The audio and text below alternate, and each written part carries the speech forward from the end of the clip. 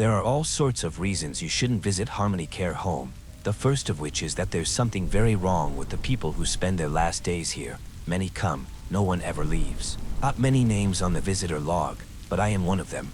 It's all a little hazy now, but as I remember it, from the moment I pull into the empty parking lot, a heavy sense of foreboding sends all the hairs on my neck standing on end, and I linger under the sign, neck craned to read, Harmony Care Home.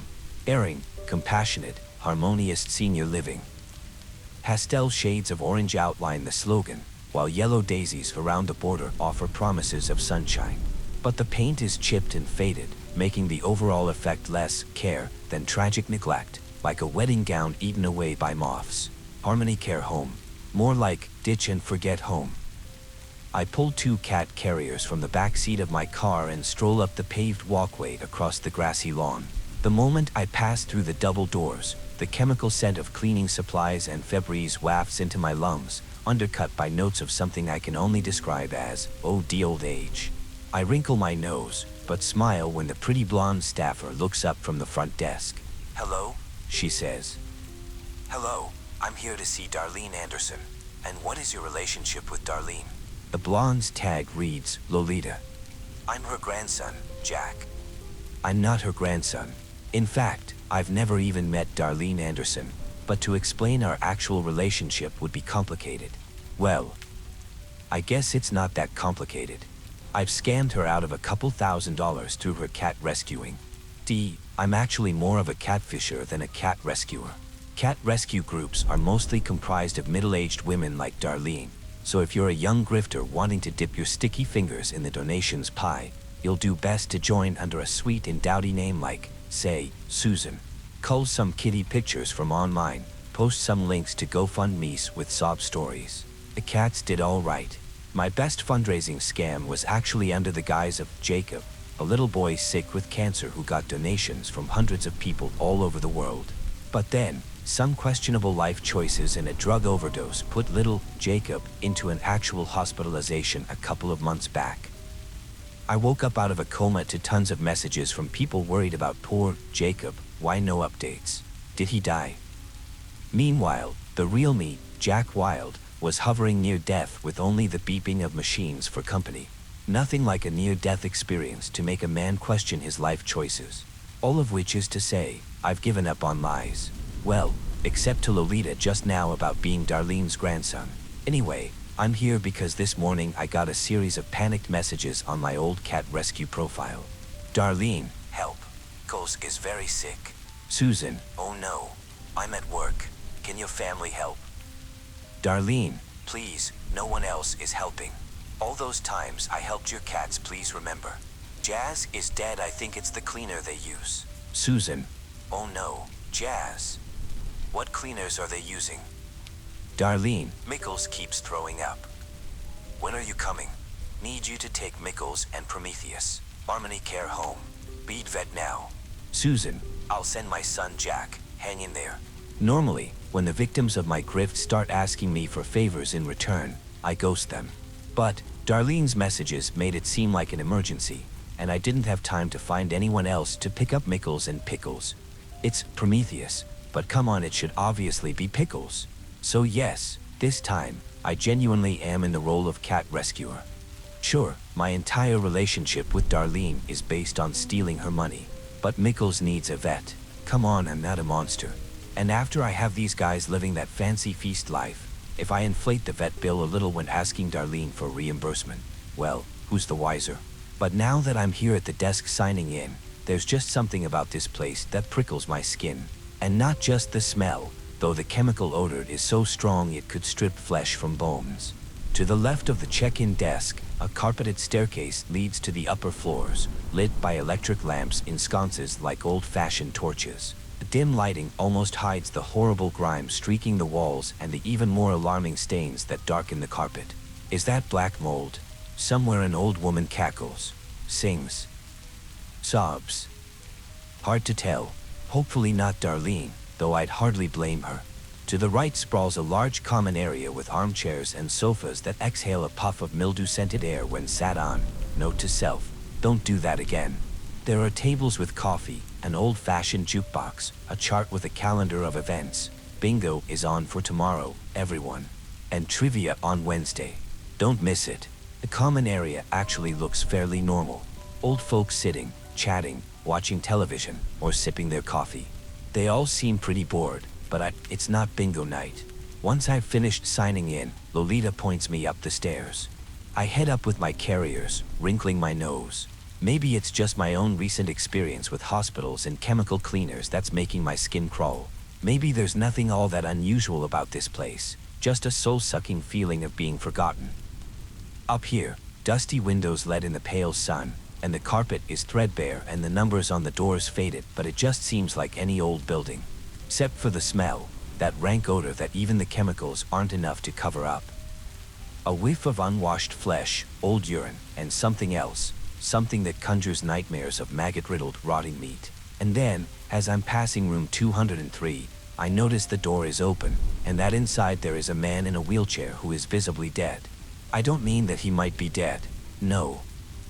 I mean that I look in at a very old man who is obviously the source of the smell. He sits in a wheelchair, his head lolling to one side, ice blue eyes wide and vacant and staring in the creepy way dead people's eyes do. I don't even think he just died. I think he's been dead a while, judging by the fluid puddling under his chair.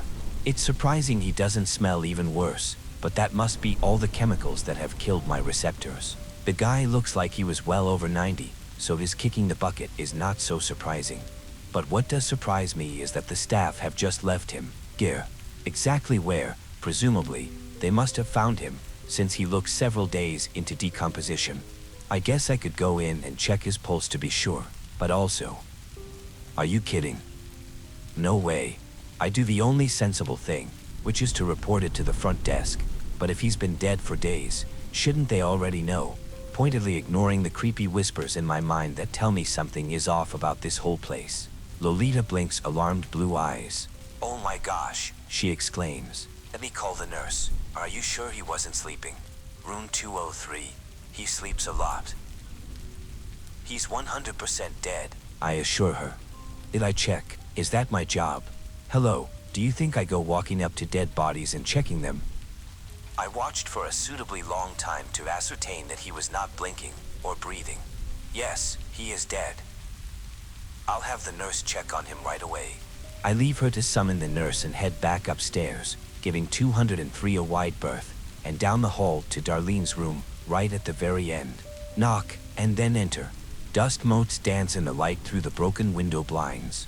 The woman in the ragged armchair offers a warm smile that lifts years from her face, so that for a moment she almost resembles the vivacious cat lady from her profile, with hokey sequin sweaters and glossy auburn curls. But besides the smile, she is so hauntingly different that I nearly don't recognize her. Her curls have gone greasy and limp, her fingernails black with dirt as she picks at her withered skin. "Oh, you must be Jack. You don't look at all what I expected. I get that a lot." As a racially ambiguous Blasian, I look nothing at all like Susan. I say breezily, "I'm adopted." Says hi. "When did your cat start getting sick?" "Oh, it was..." She trails off, tears welling. "Mickles is already gone." "Oh, I'm so sorry." She's already calling for Prometheus, clicking her tongue and waving a cat treat bag. I step over a spot of vomit when she asks me to check her bedroom closet, which I do, awkwardly making those pop-up sound. I've never been a cat person. Dogs are just objectively better. I find Prometheus hidden deep in the closet, orange and fluffy and growling. He bites me when I haul him out. "Good-looking guy," I tell Darlene, faking a smile as I shake my bloody hand. She clucks and tells me to get some bandages from the bathroom. Then she offers me tea, but I demur and head for the door, eager to escape the room's stench of cat piss. Then she asks a question that gives me pause. "Jack, you're the one who was in a coma, right?" "Yeah." I'm surprised she remembers that. "Did you get the flowers?" "Yes, thank you." "Good." She smiles. "You're taking care of yourself. Not making your mother worry too much. Been trying to be better." "Good." She nods. "She loves you very much." I do know, because I wrote all of Susan's communications and got a kick out of making her everything my real mom isn't. In reality, there's no family in my life. It was Darlene who messaged when I woke up out of my coma, asking Susan for help with a cat rescue. I ended up telling her how my son, Jack, had OD'd and was recovering in the hospital. And then Darlene sent flowers, actual flowers, to reel me, and even if it was under false pretenses, those flowers were the only thing in my hospital room besides the machines. And if you want to know, that's the real reason I'm here now, to help her cats. "You're a good kid, Jack," she says. I tell her that I'll take good care of Prometheus. She gives me the saddest look, obviously trying not to cry as I take away the only thing she loves in that place. And then I shut the door and Prometheus yowls like I'm breaking his little kitty heart, and I'm not crying. "You're crying." Prometheus continues wailing as I start up the car. Loud, deep, mournful howls that shake his whole body. "I know, buddy," I tell him. What a way to go. How does someone so loving and lively wind up trapped and abandoned in such a dismal room? I'm about to start the car, but now I'm thinking again about that resident up in 203, the guy in the wheelchair. Did the staff ever check on him? Not my circus, not my monkeys. I set the car in reverse, but then I drop my head back against the headrest. Sigh. Remember how it feels to be dying alone, hooked up to machines with no one caring. Eating those flowers. Prometheus howls. If I could translate those howls, they would be alone, alone, alone. Heck me. Back out of the car, already regretting this. Slam door, already hate every life choice that led me here. Stride back to the front entrance. My phone doesn't get cell reception out here, of course it doesn't, and the spotty Wi-Fi can make video calls but not regular cell network ones. Fine. I'll call the cops once I'm back on the road, but I should make sure he's actually dead, so I don't get accused of being a prankster. To get help for Darlene and other residents, I need evidence. Back through the double doors. I'll just get a few pictures, make a report, and keep myself out of it as much as possible. Take contact info, no follow-up questions, please and thank you. Lolita at the front desk smiles and asks if I forgot something. I told her I needed to ask Darlene about Prometheus's diet. Then I added, "Hey, did you check that resident in 203? "Oh, yeah, he's fine." "Really?" "Uh-huh." Seeing my eyebrows arch toward my hairline, she adds, "Gerard just needed to be changed. That's probably the puddle you noticed. He has kind of a mean stare and can look spooky, but he's more bark than bite. He didn't look spooky. He looked dead. He's just old." She shrugs apologetically. "Uh-huh. And my real name's Susan." I give her my biggest smile and say, "That's a relief. Phew. Guess I'm just not used to old people. Or dead people." Which he is, Lolita. She waves me off and I head upstairs, every nerve tingling at that familiar rotting odor that clings to my clothes. I pause at the door to 203, which is now closed. Glance up and down the hall. Eavesdrop for a moment. No sounds. I turn the knob, and it is not locked. I swing it open slowly and peer inside. There is no light in the room except for the illumination from the open door, and I almost scream because the beam falls squarely on two pinpricks of ice blue, staring vacantly out from the darkness. "Jack, have you gone clinically insane? Why the heck are the staff here telling you this old man is alive when he's obviously decomposing? What is going on at this care home?" I do not wish to know the answers to any of these questions. It would be great to have somebody brave, somebody like maybe say some boys and girls in blue with lights and sirens and guns come bursting in and will outpour Gerard, maybe with hazmat suits, because what is that stuff leaking under him? That is not him messing himself. That is him, he is liquefying, and Jesus Christ, what am I still doing here? Camera. Hurry up, Jack. Camera. Before someone notices. I tap the light switch. It does not work. Of course it doesn't. Why would it? Maybe I need to get the lamp cord. I step over, pull the cord on the lamp on the small table in the cluttered room with all its old person shit. A warm fuzzy yellow light illuminates a maggot wriggling in Gerard's left eye, and I gag, holding my shirt over my nose with my eyes watering and stomach bucking. Close the door so no one in the hall notices me, effectively entrapping me in here with this corpse. Just great. And then I get out my phone, open the camera app, ice claws up my spine, I look over my shoulder and... What the hell? I whisper. Was Gerard's chair facing me before? Did he just hecking move? No. Heck you, Gerard. Can a dead body move? Oh, heck me, I whisper, every muscle taut. Still, I aim the camera at him and snap pictures. Gerard. The room. A syringe somewhere in the corner for medicine, probably. Or poison.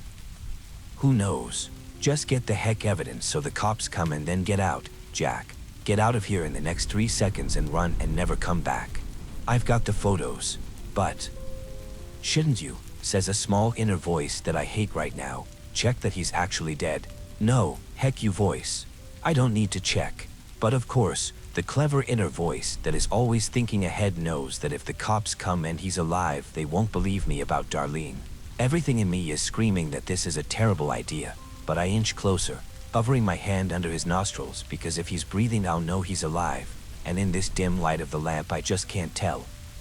No breath. I reach to check the pulse of his neck. His hand shoots out, grabbing my wrist. I scream. Not a manly scream either. A high-pitched, terrified, totally lost-it little girl shrieked. Swear to God my soul leaves my body. And then I tug back, harder than I intend, and his grip is stronger than I expect. With the result, I actually yank him right out of his chair and onto the floor. I wrench my arm free and scramble back toward the door. And Gerard's head snaps up, that maggot falling out of his melting left eye. Oh God, and there is a strange pale light in his pupils and he lunges, crawling with inhuman speed toward me. Shit. I bolt out the door, slamming it shut and holding it. I think I might have pissed myself. I sink against it, hyperventilating, and inside here creaking as he gets back into his wheelchair. Hello. It is Lolita. Oh. Hi Lolita. Sorry about the piss. Don't mind me. I think I am about to faint. Che, I gasp. Are you all right? What's going on? A pretty forehead knits in concern. You G. Gerard, wanted to play tag. What? She opens the door and looks in, and I scramble to the side, ready for him to leap out and also fully ready to sacrifice her and shove her into him. What? She's clearly braver than I am. From my brief glimpse of the interior, Gerard is back in his wheelchair, and it's as if he's never moved. Lolita smiles and waves. Hi Gerard. Gerard does not respond. Girl, he's dead. He's so dead. She looks at me, looks at my trousers, wrinkles her nose a little. The bathroom is down the hall, she informs me. Yeah, sorry. Can I ask, is everyone here sane? I point sort of generally all around, and then at her. Are you? Am I sane? She seems amused. Aha. It's a serious question, Lolita. I think so. You're the one acting strange. Didn't you just come to collect Darlene's cat? Why are you bothering Gerard? You seem kinda easily spooked. I am not easily spooked. Oh, I'm not saying I'm brave. There is no universe in which Jack is a hero, but I have been through enough in my life to have a very keen sense of danger, and only genuinely spooky things spook me. And also, I know when I'm being gaslit. I wrinkle my brow and say, yeah. I guess so. Well, guess I'll be on my way. Don't forget to sign out, she adds. Then as I'm down the hall, oh, and if you visit again, make sure to always sign in first, all right? The nurses might confuse you for a patient if you forget. Confuse me for a patient? I echo. This just keeps getting better. So, what are they gonna do, sedate me? She giggles. Heck me, I'm out. When I get home, I open up the photos, fully intending to text them to the police, and then squint, swear softly under my breath. Every single photo is blurred or blacked out. Every single one. You can't make out any details. A Gerard's dead face or obviously decaying body or a maggot or anything. It could be my lens, but I snap a selfie and it comes out clear. A shot of Prometheus yowling. Also clear. Turn the lights off and snap several more. All three are dim but clear. But everything inside of Harmony Care Home. My skin crawls with that unbearable tingle that happens whenever I'm exposed to something that defies the natural order. The last time I encountered something like this, It put me in a coma. So, do the smart thing, Jack. Don't get involved. Darlene isn't family. You don't have family, remember? Gotta look out for number one. But you know who does have a family? Darlene. Let them take the risk of rescuing her. My inner voice offers cowardly, but sensible, advice. I found Darlene's granddaughter, Emma, on Instagram, telling her to get her grandmother out of Harmony Care Home. It's an emergency. She says she'll be out tomorrow. Then I called the police. I told them I saw a patient assaulted and in need of medical help. His name is Gerard. They need to bring him to the hospital and be wary of the staff. They're covering up whatever's going on there. I spend about an hour making all these calls. And you know what comes of all that? Nothing. Absolutely nothing. The police don't do a damn thing. Darlene's family doesn't pull her out. She's still trapped there, frittering away her last days alone. Nobody visits Harmony Care Home. I know because I saw the visitor's log. The last name before mine. Darlene Marie Anderson. 2 weeks ago she wasn't a resident. She was the most recent previous visitor. And unfortunately, for both of us, the only person she has who might be able to save her is me. I wake up to a kiss.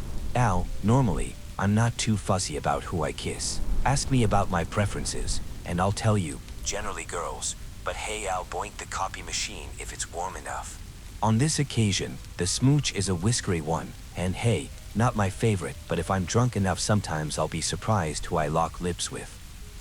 There is no amount of drunkenness, however, that can explain the most fishy surprise that slithers into my mouth, and I scream for 2 reasons. Sharing my bed is a cat. I do not own a cat. The cat has just French kissed me. From the way he yowls like a jilted lover when I fling him, this cat clearly thinks I owe him affection. Which is weird since, I repeat, I do not own a cat. The weirdness is compounded by the bowl of kibble I kick over as I stumble to the bathroom to scrub out my mouth, only to find the grit of cat litter under my bare soles. What the heck? Did someone break into my shit little apartment to give me a check's name tag Prometheus here? Along with all his cat accoutrements. He rolls his big furry head into my palm while I'm checking his collar, his whole body vibrating. "K, buddy." Cute, but how did? Oh. This is the moment I notice I've got messages on my phone from someone named Darlene. Darlene's from my old life, back when I was pulling every scam imaginable from stealing cars to stealing identities. In Darlene's case, I convinced her to send me a bunch of money to help me rescue cats who didn't exist. Based on these texts, Darlene reached out 3 days ago asking me for help getting Prometheus here to the vet, and apparently, I, Jack the Catfisher, decided to actually become Jack the Cat Rescuer. This is the moment I notice I've got messages on my phone from someone named Darlene. Darlene's from my old life, back when I was pulling every scam imaginable from stealing cars to stealing identities. In Darlene's case, I convinced her to send me a bunch of money to help me rescue cats who didn't exist. Based on these texts, Darlene reached out 3 days ago asking me for help getting Prometheus here to the vet, and apparently, I, Jack the Catfisher, decided to actually become Jack the Cat Rescuer. Yep, con man with a heart of gold, that's me. And okay, looks like I did inflate the vet bill a little to turn a profit on the reimbursement. Old habits, am I right? Anyway, I'm not sure why I kept her cat for 3 days, but this fluffy guy is clearly catching feelings, so it's time to take him back to her at Harmony Care Home. It's not until I crest the hill and come into view of the massive brick building covered in vines that a tingle of deja vu creeps into my bones. Prometheus, in the carrier next to me, has gone quiet. Dead quiet. When I look in, there is no cat. I squint, angling to peer through the grated door. He has crouched himself as flat as he possibly can, a pancake cat. Nothing but an orange rug and 2 wide and utterly terrified eyes. Puh. I step out of the car.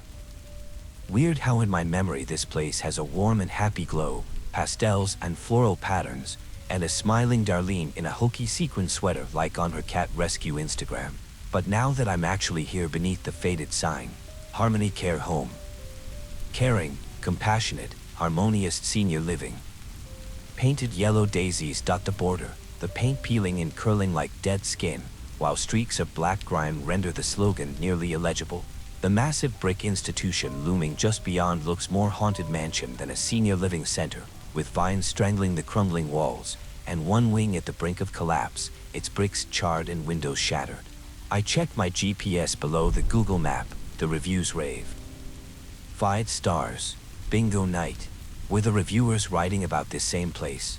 A chill sinks into my marrow as I note the address.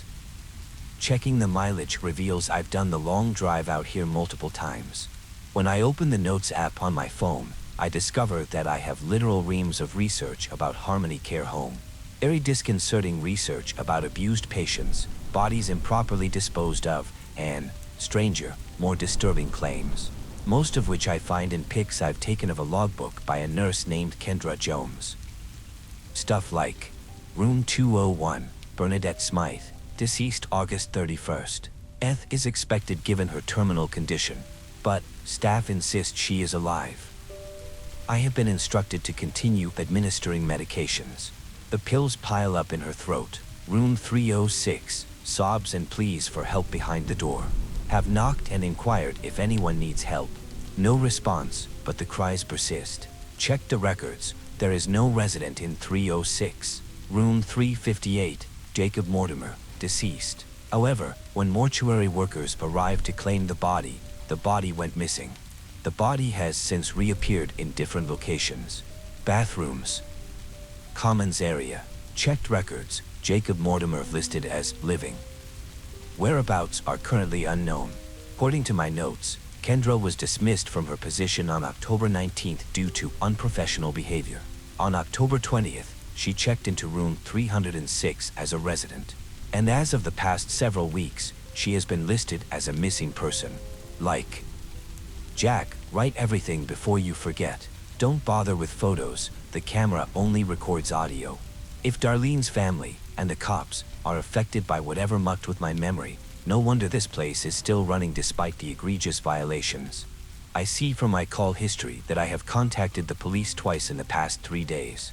My last set of instructions, underlined, bolded, and dated for today, reads: 1. Keep your phone recording. 2. Find a way to break the illusion. 3. Get Darlene out. I'm sorry, only family may visit, says Lolita, the pretty blonde staffer at the check-in desk. I try to tell her I'm here with Darlene's cat, hoisting up the carrier with its terrified occupant, but she interrupts to inform me I am not welcome after my previous visits, claiming I went poking into residents' rooms and that items have gone missing. Her fingers stray toward the phone. Okay. I raise a hand in surrender. But can I at least use the restroom, since it was such a long drive? Lolita looks dubious but points me down the hallway. Thanks, Lolita. As I start down the hall with Prometheus, I glance back over my shoulder to the wide-open common area, packed with old folks milling around, the air thick with that stale nursing home smell. Everything, from the clatter of coffee cups to the inaudible chatter, seems pretty ordinary. But I can't shake the dread curdling in my belly like spoiled food. A deep, soul-shaking sense of wrongness. As I pass a bookcase with a vase full of dusty silk flowers, I can remember the color of the flowers, but I'm struggling to bring to mind the actual events of my earlier visits. Lolita's probably not lying about things going missing. I've been known to have sticky fingers. But why can't I remember? I debate trying to sneak up the staircase to Darlene's room, but since I feel Lolita's blue eyes on me, I duck into the men's room. The moment I push open the door, a horrific stink rolls over me.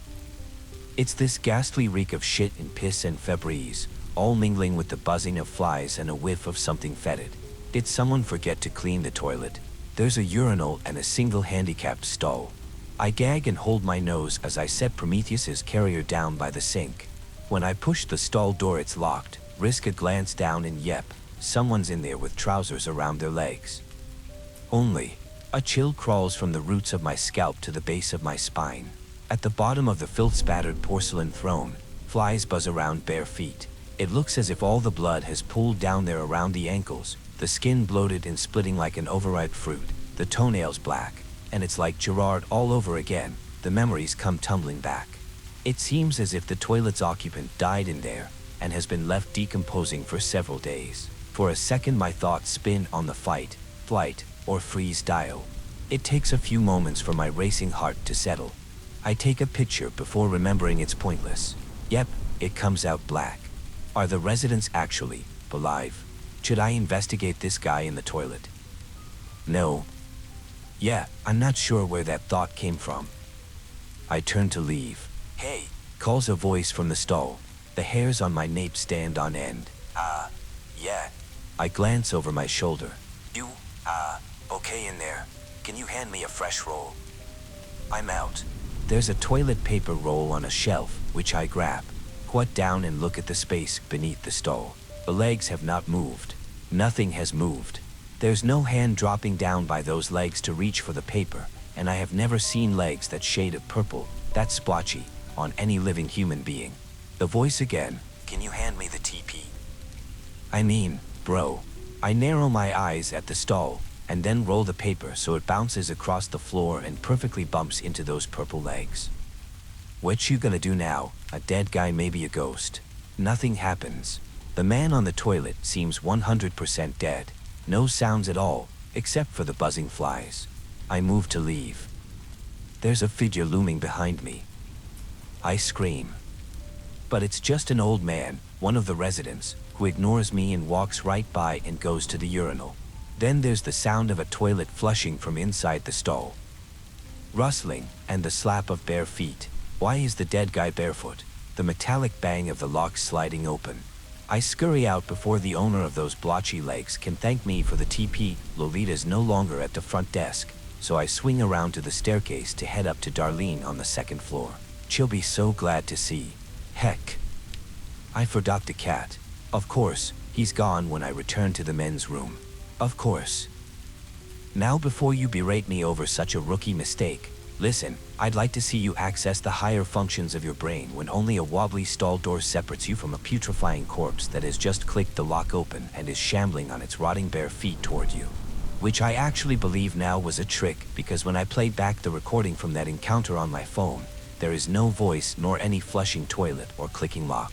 And when I look in there for Prometheus, the corpse is still on the porcelain throne as if having never shambled. God damn it. Losing Prometheus feels like the worst mistake of my life. And that's saying a lot because I have made so many mistakes in my life. There was that time during COVID when I sold reusable N95 masks that were neither reusable nor N95s, or that other time I collected donations for disaster relief, or, you know what? You probably don't need a whole list. It's enough for you to know that, karmically, I'm likely to return as a cockroach, and it's because of all of these mistakes that at the time seemed a way to make a quick buck. Among other things, I scammed an innocent, sweet older lady named Darlene out of her savings to rescue fake cats. But I also helped rescue her real cat, and am hoping to rescue her. And on some level, it's like, if I can make up for the bad stuff I've done to one person, if I can do this one good thing, maybe I won't come back a cockroach. Irrational. I mean, yeah. Obviously. But however badly you think of me now. And that list of mistakes was pretty incomplete, NGL. You're about to think a whole lot worse. D, none of my previous mistakes hold a candle to the one I'm about to make. Oh, telling a lie here would be so much better. Heck, with the amnesia, I might even believe it myself. How about it, Jack? Wanna wake up tomorrow and like yourself? Wanna look in the mirror and see a guy who's made good choices? Oh, who am I kidding? I'd never fall for that. Besides, if I'm gonna go making some big fuck up, the least I can do is own it. So what is this mistake, you ask? It all starts when one of us, Lolita or me, I can't remember which, calls the police. This happens after I've escalated by threatening Lolita that I will burn this shithole to the ground if she doesn't return my cat. She replies with big scared eyes that if I don't calm down, she'll have to summon the nurse to escort me to a quiet room to lie down until I feel better. The comment sends my heart rat-a-tat-tat-tat-ing like a machine gun, and even though I know that I'm just one sedative away from having my name shuffled from the visitor to the resident list, oh man, I am a mess. I'm not even on anything, but I feel like I'm all cracked out and I cannot bring myself down. Fortunately for me, the cops show up before the nurses do. Lolita tearfully tells the police I'm harassing the residents, and I tell them there's a guy on the toilet who is unresponsive. The unresponsive part piques their concern, and I lead them to the men's room, all the while explaining the research I've collected about Harmony Care Home, including Kendra's log and the missing person report. As before, the smell just about knocks me over.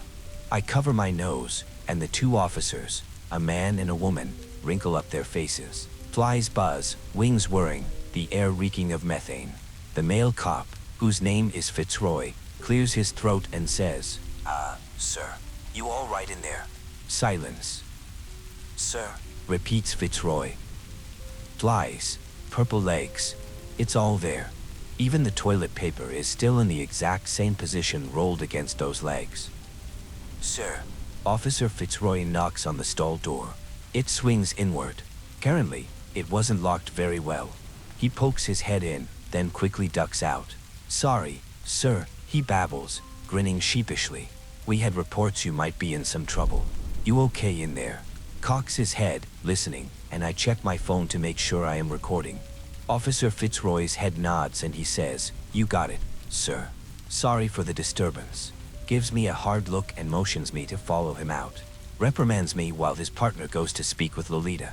I play the recording back for him, pointing out how there's only his own voice and nothing from the unresponsive guy, but he just says the microphone didn't pick it up because the guy in the toilet was too far away.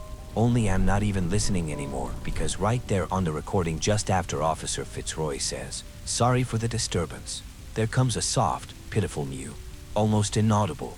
My gaze drifts to the front desk, to Lolita, babbling to the female officer, and her eyes meet mine and her lips curl up in a smile, and oh, I lose it. All terror washes away, and in that void where the fear used to be is only a desire to blow everything up, even if I kamikaze myself in the process. And while normally I am both hopelessly self-centered and shamelessly prone to self-preservation, it doesn't matter anymore how reckless I'm being, because I am going to make them heck pay. Ow, right now, I'm going to break the illusion. I've only got a few minutes while the police finish up their conversation with Lolita, and once they're gone, so's my chance to turn a spotlight on the horrors of Harmony Care Home. Back in the men's room, I push the stall door, but it jingles futilely, locked. I drop down to peer under the stall, body still there, as before. Tangling with something like this without really knowing how it operates is an easy way to end up dead, or in my previous case, in a coma, and I haven't made a complete study of this place, nor do I have confidence that I know its rules. Even so, I can think of two plausible ways to break the illusion. One is to have the resident attack me and the police intervene. My hunch is that touch, much more than sight or sound, reveals the truth. The illusion is mostly for our eyes and ears. Cops already reacted to the smell, after all, and if Officer Fitzroy grabs a rotting corpse during a physical altercation, he'll probably notice the rotting. The other option is, Harmony Care Home's influence has a limited range. The interference with my cell phone, for example, only extends about 1,000 feet from the building. So, what happens if I bring a resident, or a piece of one, outside the bounds of the care home? I bet if I sent a toe from dead legs here to the cops for forensic analysis, the results would be interesting. Might draw attention to Harmony Care Home. It would be hard for it to stay running, then, wouldn't it? The only reason it's still operating is because it's in the authorities' blind spot. I slip a knife out of my pocket and reach under the stall, heart slamming my ribs like a sledgehammer as I growl, "Give me back my heck cat." The skin is cold and slick like a slab of meat under my grip. Oh my god, the smell. Gagging through the sleeve held over my nose, I slide my knife across that splitting purple foot, press the blade into the toe and it squelches and congealed liquid spurts. A hand shoots out and grabs my wrist, and even knowing this would happen, duh. Inevitable, right? Still, I shriek and drop my knife, grabbing that arm and trying to pry myself loose, and then to my horror it yanks me under the stall. "No. What's going on in here?" Booms a voice, and oh god, I have never been more grateful for the pulpo as I'm slammed up against the tile, the thing on the toilet reaching with its other hand for my neck and, good god, its face. The eyes and lips are gone, its sockets all flies and maggots and liquefying flesh. On its wrist is a bracelet in alphabet letters like the sort of gift a grandchild might make for their aging relative, spelling Jacob, and I'm pretty sure it's Jacob Mortimer who has me choking under the grip of his rotting fingers, and then Officer Fitzroy is barking, "Let him go." And then I'm being lifted, my vision blackening. I don't even feel myself fly through the air. Just the impact as I hit the wall, and my head rings with a bang, gunshots. I'm not even certain, but on the officer's face is horror, sheer horror, and he's shouting, "What the heck?" and unloading the entire clip into that body on the toilet because the illusion is broken. He sees it now. And then Jacob Mortimer lunges forward, grabbing him and jamming fingers into his eyes, and oh my heck God. I'm screaming and screaming, and then I'm scrambling out of the toilet and into the hall and pounding down the hallway to the lobby. A second officer, the woman, draws her weapons and radios for backup and then rushes to the toilet. Lolita stands at the front desk with her lips in an O of shock, hand to her mouth. I think I'm crying. I did not mean to get that officer killed. I did not. I cannot even breathe. Oh God, Jack, breathe. And then, as I'm finally catching my breath, cop lady comes out, and her face is serene, like she's relieved and even laughing a little as she radios and tells the others to forget it. Jimmy, Officer Fitzroy, is fine. False alarm. It's that same guy and his pranks again. And in there and screamed, apparently, and Jimmy thought it was an emergency and rushed in to save him.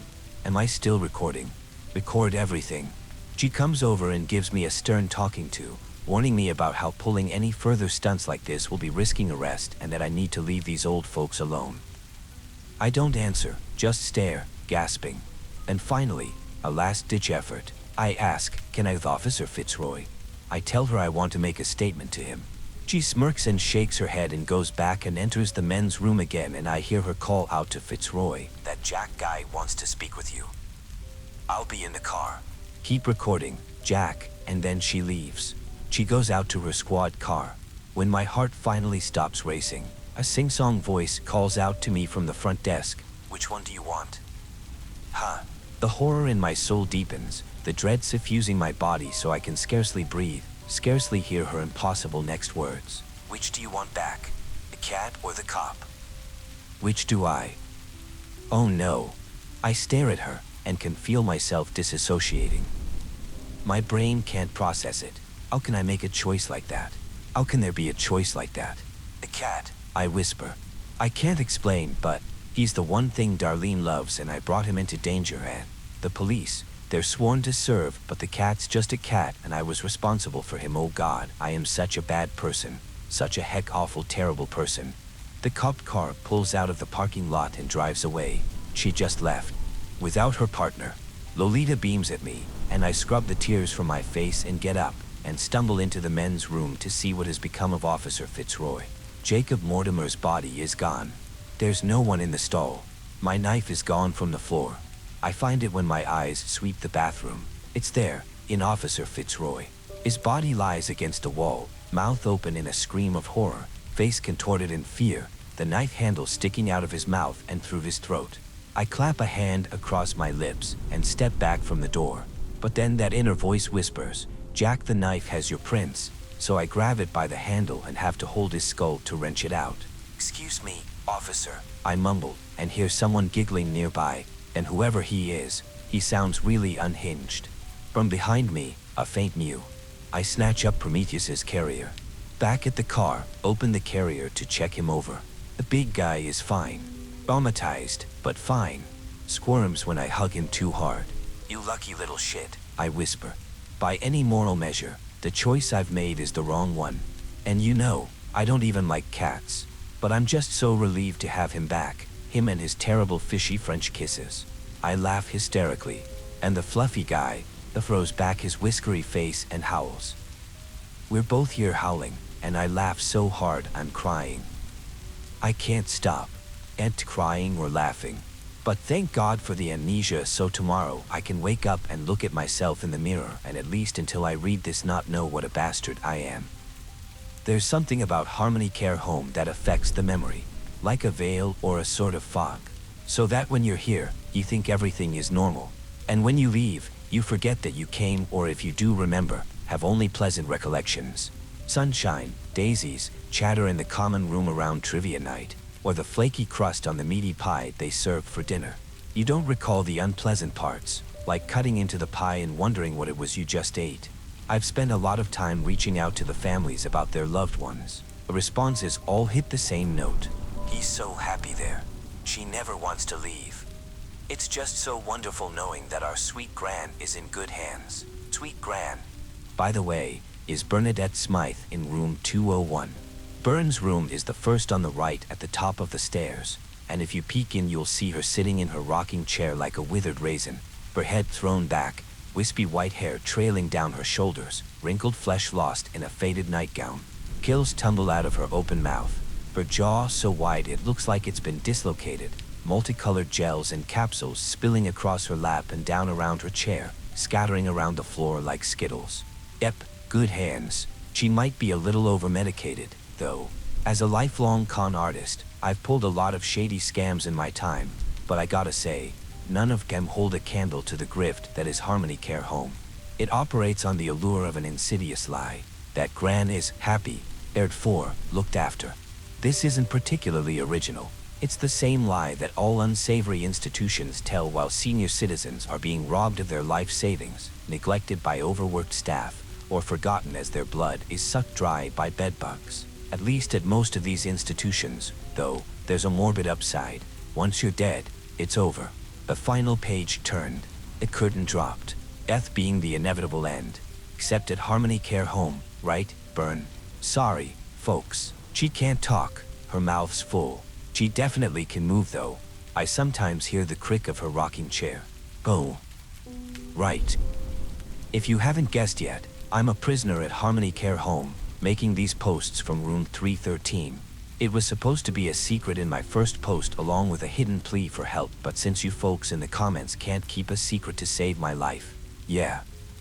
Thanks, by the way.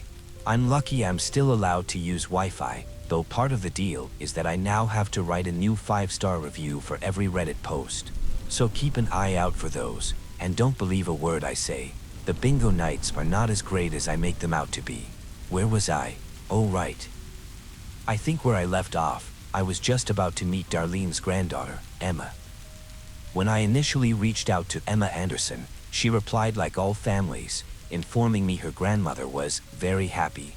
It's only after I persisted, telling her about an emergency having to do with her grandmother's cats, that she finally agreed to make the long drive out to Harmony Care Home to meet me.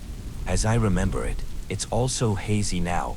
On that sunny autumn day, she pulls into the visitor parking lot in a gleaming electric blue hybrid, the azure sky reflected in the tinted windows. She's kind of a mystery gal. Her Instagram is nothing but Korean food and lattes. I've gleaned that she's bougie, adopted, and that's it. So when she swings her tanned legs out the door, it's my first glimpse of Emma in the flesh and... Oh, hello.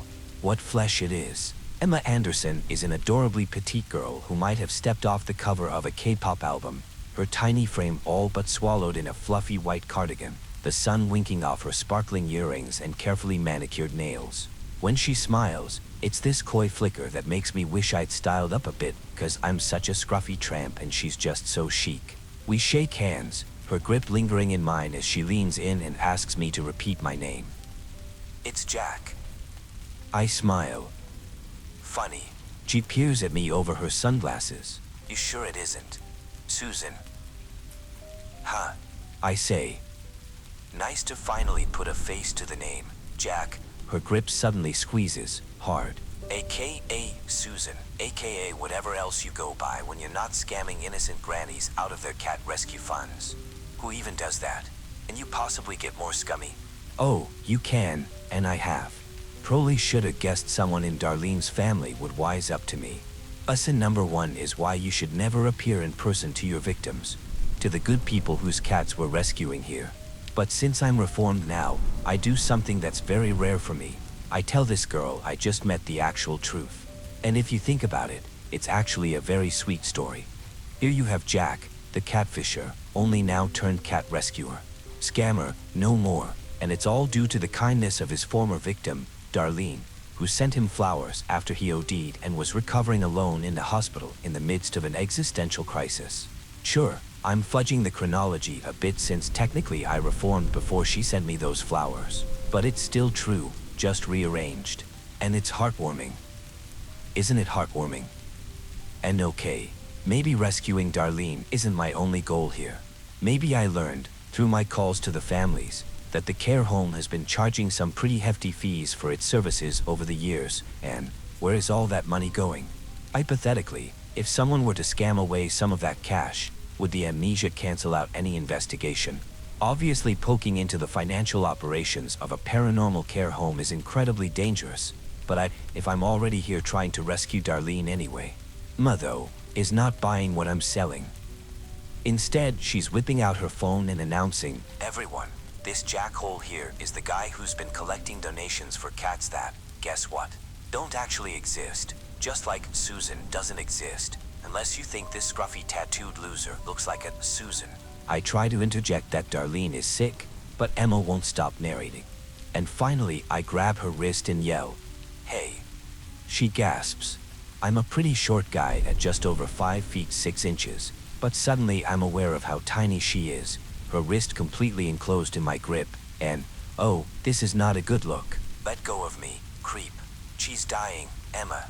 My brain finally sends the signal to my hand to let go, and I back up and explain, "That's why I called you here. Please, let me take you to her. You have to see her. Please." The first flicker of doubt punctures Emma's self-righteousness. "What are you talking about? I was here earlier this week. She was fine. The staff are covering it up, but it's bad. You have to see her," I repeat and point toward the ivy-covered building looming behind us. "In there." Emma frowns, but tucks her phone away. She grumbles something about getting me arrested if I try any funny business, and I warn her that we might get a frosty reception from the front desk if they suspect she's investigating Darlene's care. I suggest we stick to the story that we're here for the cats. I grab a book from my car, a prop to help once we're inside, and the two of us head in through the double doors. Since I'm in the company of a legitimate family member, Lolita simply asks us to sign in and points us upstairs. Once we've gotten to the second-floor hallway, I hand Emma the book from my car and ask her to take a look, saying, "It'll help prime your mind. It's a Stephen King novel, but I've switched the dust jacket with chicken soup for the soul." As she examines it, I explain, "Everyone who visits only sees the cover. Seems fine unless you start reading. Even then, depending on which scene it is, you might not notice anything wrong. But keep reading, and eventually you'll realize you're in a horror novel. Cute." Emma hands it back to me. "So, is this a metaphor for you? Don't think you're going to distract me from..." "Emma, you're only seeing the dust jacket right now, but in a moment you'll see the truth. It's a good idea for you to record the meeting. Once you see Darlene, you're gonna know what book you're in. Just be ready." As I reach for the knob to her grandmother's room, I pause to turn back to her, and whatever happens in there, keep recording. Darlene Anderson is one of the easiest marks I ever had, falling very quickly for my scams after the first disfigured cat pictures I sent more than 10 months ago. I stole about $2,000 from her through repeated asks for donations for imaginary vet bills. While initially I made elaborate mock-ups of receipts, Darlene became such good friends with Susan, my cat lady persona, that by the time karma caught up to me and slammed me into a coma, I just sent her an ask and she'd throw money my way. This whole relationship says a lot about us. How much I deserve what I'm going through, and how much Darlene doesn't. For what it's worth, I'm sorry, Darlene. Here's how I want you to picture her. 57 years young, with luxurious auburn curls and twinkling eyes and just the hokiest cat sweater, with a unicorn pusheen covered in sequins. Imagine her holding her precious brown tabby, Mickles, both of them in ridiculous hats that she knitted herself, and he's head-butting her chin so hard you can almost hear his purr. Got it? Okay, hold that in your mind. Now, with Emma in tow, I swing open the door. The reek of cat piss assails us, mingling with the odors of unwashed flesh and rotting death. The den room is cluttered with discarded clothes, bags, medicine bottles, and cat vomit encrusting the rug, barely distinguishable from the dark pattern. Darlene sits in a faded armchair by the window, her fingers working at knitting a small woolen cap on dirty knitting needles. Every so often, she strokes an object in her lap, a hairy lump that was once a brown tabby. The cat's body is bloated, the stomach stretched like a drum, and maggots wriggling in its eyes. Emma's nose wrinkles, but she bursts, "Hi, Grams," and steps in to kiss her grandmother's withered cheek. Squeezes a wrinkled hand. "How are you doing?" "Emma, oh, how nice of you to visit," Darlene coos. "What? No. No. None of this is nice. Does Emma really not see? Hey, Darlene. I step forward with a big smile. It's Jack. Remember you asked for help with the cats? I'm here to pick up Mickles. Oh, that's right. Darlene's withered fingers caressed the brown fur. I don't think he needs the vet anymore. He hasn't been throwing up. Yeah, he looks great. Technically, she's not wrong. He definitely does not need the vet. Even so, I say, bracing myself, better safe than sorry. Then, I scoop the dead cat into my arms. Oh, but Darlene reached out, distressed. Hey, Emma rounds on me. Give him back. Gladly. I expel the breath I'm holding and let her take him, but I keep one hand on that very dead, very decaying cat, grip her arm and hiss. Look at him. Emma, really look at him. Look at Mickles. Is he warm? Look at his eyes. Of course. She feels his paws, soft, rotting paws, touches his stiff whiskers, his face frozen in a grimace, lips pulled back over bared teeth. Her finger grazes one of the larvae wriggling in his eyes. Darlene, behind us from the chair, is crying out in dismay, but I keep my grip on Emma's arm. Suddenly, Emma shudders and drops Mickles. He thuds to the floor. Emma's breathing is hard, her eyes on the phone, which she points at the dead cat as I scoop the body up and give it to Darlene. The old woman cradles that bloated dead thing to her chest. How? Emma's voice shakes. How did Grams get here? I can't remember how she even came to be here. I told you, it's like a dust jacket over your mind. Caring, compassionate, harmonious senior living. I quote the care home's slogan to Emma. That's what it makes you think while this place consumes your loved ones. The same unnatural forces that made Mickles sick are making her sick, too, sucking away her life. I study Darlene, softly whispering her love to the dead cat. She looks more like a woman in her 70s than her 50s. Who knows if it's too late to restore her even if we do get her out. Gonna need a wheelchair, I decide, gunning for the door. I really doubt the care home will let us just walk out of here, but we can try. Jack. What? Jack, the cat, says Emma.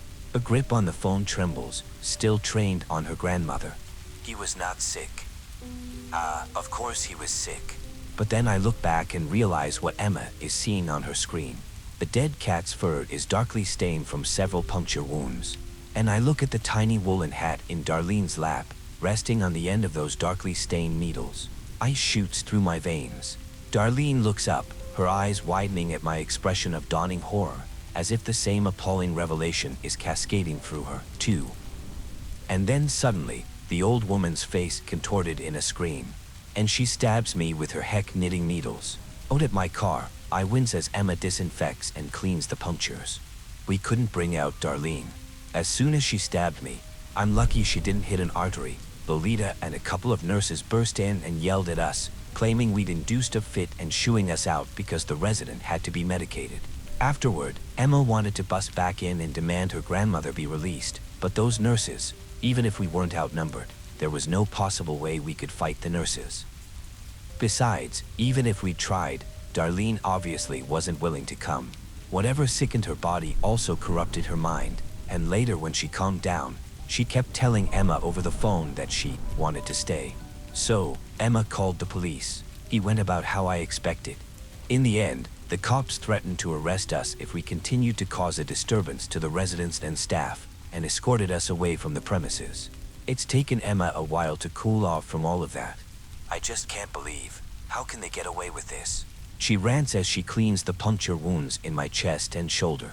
Even now, she's still under the sway of the illusion, looks at me funny when I tell her the nurses were rotting corpses. That one of them had the ID tag for Kendra Jones, and her eyes were gaping sockets and her teeth were falling out of her decomposing face. Emma knows I'm not lying, yet doesn't quite believe me about the horrors simmering under the surface of reality. The only thing she knows she saw for certain is that her grandmother is severely ill, and that her cat is dead. Finally, she sighs and glumly finishes applying the bandages. You know, you should really go to a hospital. Yeah, and if we lived in a fantasy world where healthcare was free, I would. She frowns, delicate brow wrinkling as if this never would have occurred to her. What are these scars on your chest, anyway? Up surgery. What is? A light bulb flickers on, then dims. Wait, so you're... But if you're, then, what exactly do you have down? Really, Emma, going right to the personal stuff. But I just smile and say, I'll show you mine if you show me yours. What? No, I'm not, no. Her face goes scarlet, and she smacks my shoulder. Jesus, I'm not flirting with you, bastard. Ow. Come on. If it weren't for me, you wouldn't even know about Darlene. In fact, you won't know, which is why we're going to have to do this. I ask to borrow her phone and then lean in for a selfie, urging, it'll be better if you smile. Emma side-eyes me, but gives the angriest little smile, so cute, and I take a selfie of the pair of us, before setting the pic as her phone's background. This, I explain, along with some calendar alerts and messages I'm sending, should be enough of a trigger to get her here tomorrow. You won't remember what's going on at the care home, but you'll see my picture and be mad about it. And you'll be all to Jack, that terrible awful scammer. What a jackhole, OMG gonna expose you. She's glaring at me for the falsetto voice. I don't sound like that. Totally do. But, fine. Not a bad plan. Why'd you ask me to smile? 'Cause you're cute when you... Ow. God, it's like being stuck in a group project with the class clown.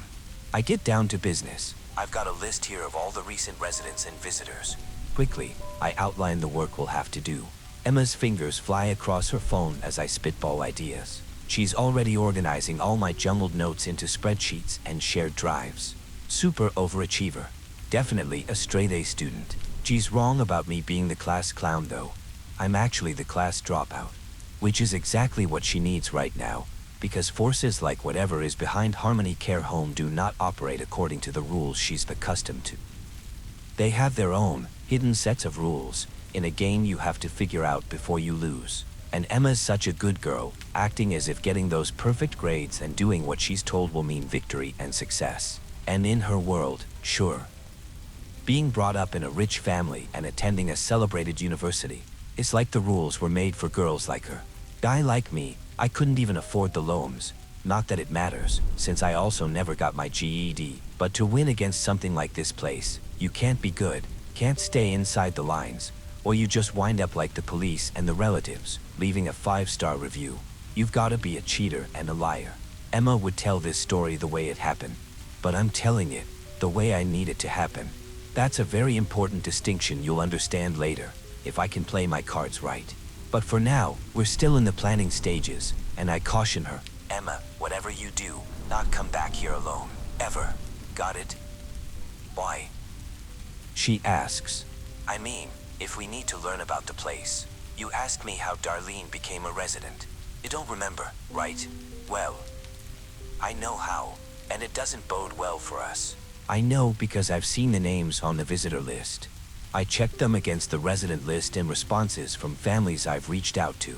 And if what the family members have told me is true, Lolita does not ask every visitor to sign the log.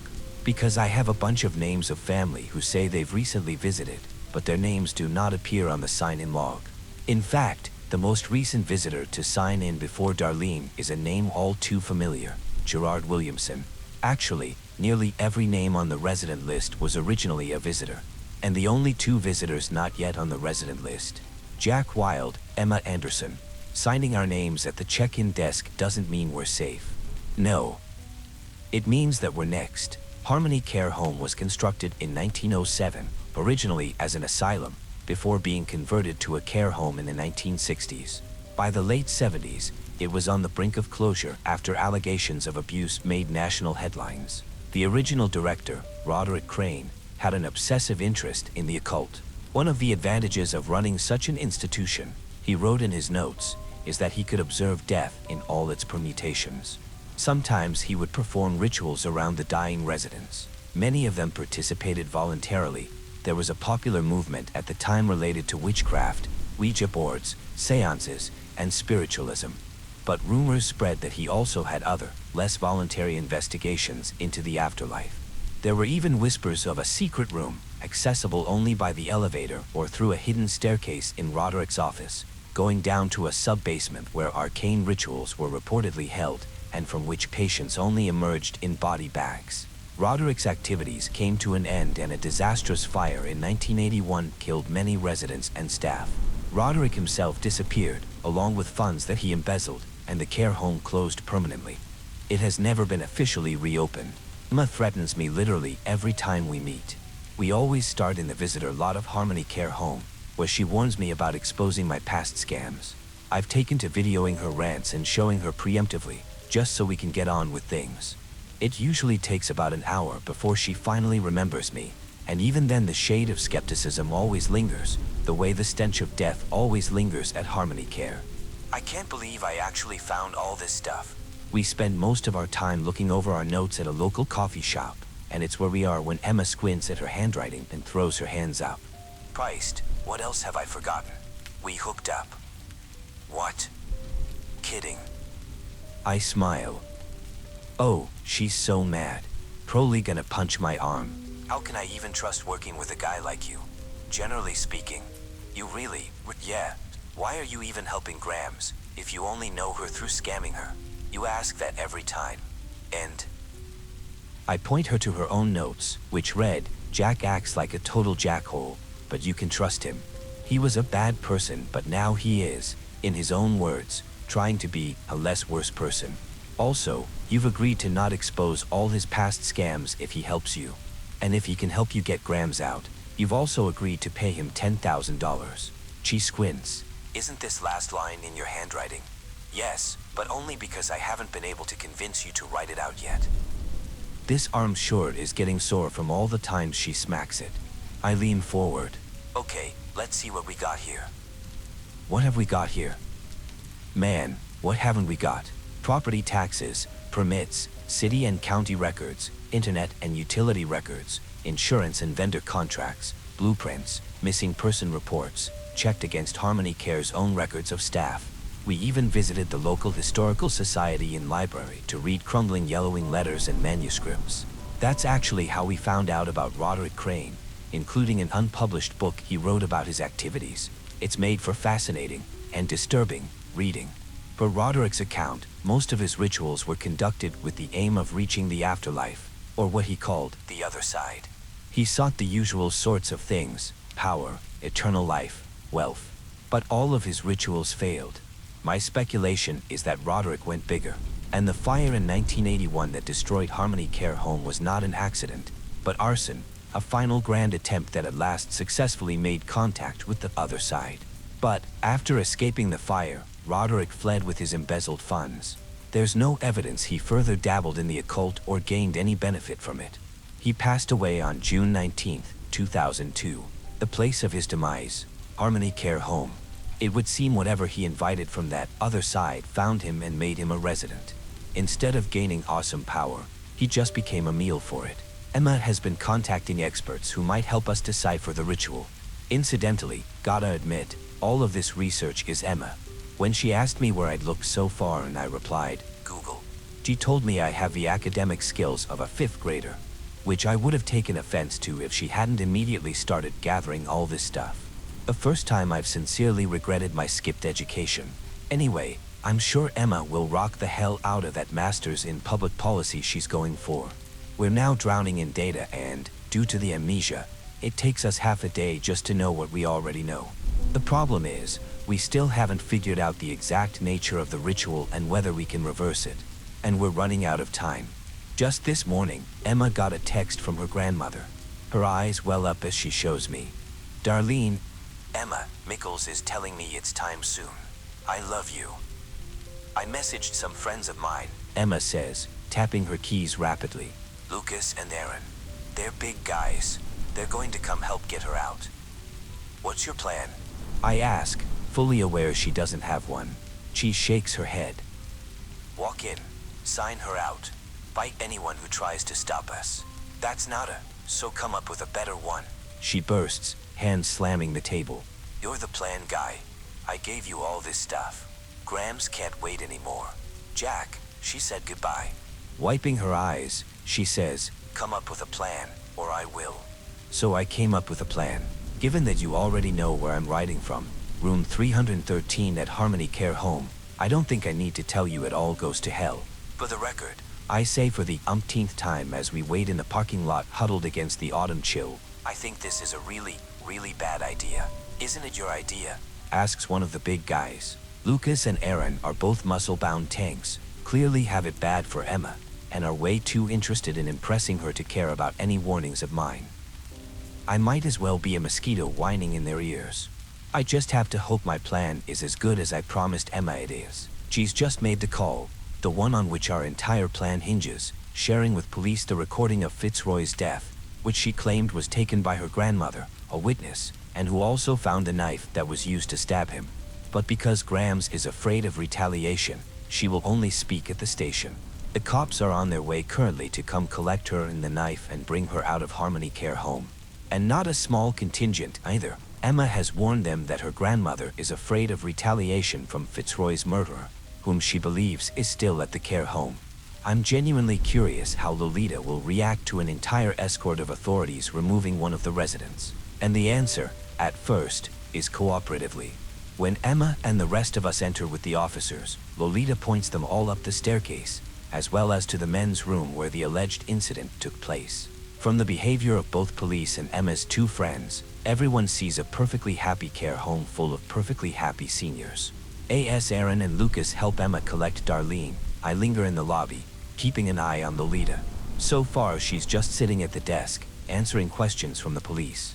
When they leave her to speak with other residents, she smiles at me, working at something under her desk. She pulls it up to show me. A stuffed toy parrot, thick yarn sewn over its eyes and around its beak. Dude, huh? What is it?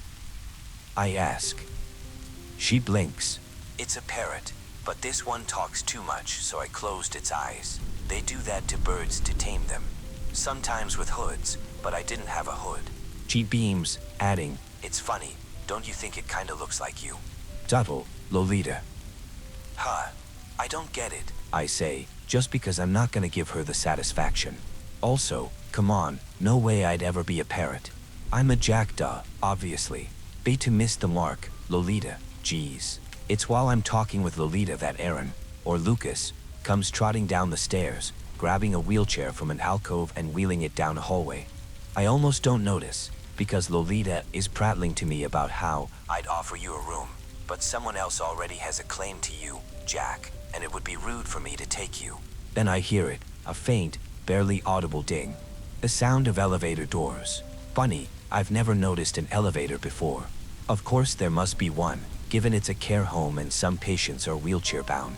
Not to mention that Emma and I read the history about how they'd use the elevator to bring residents down to the sub-basement where Roderick performed his rituals.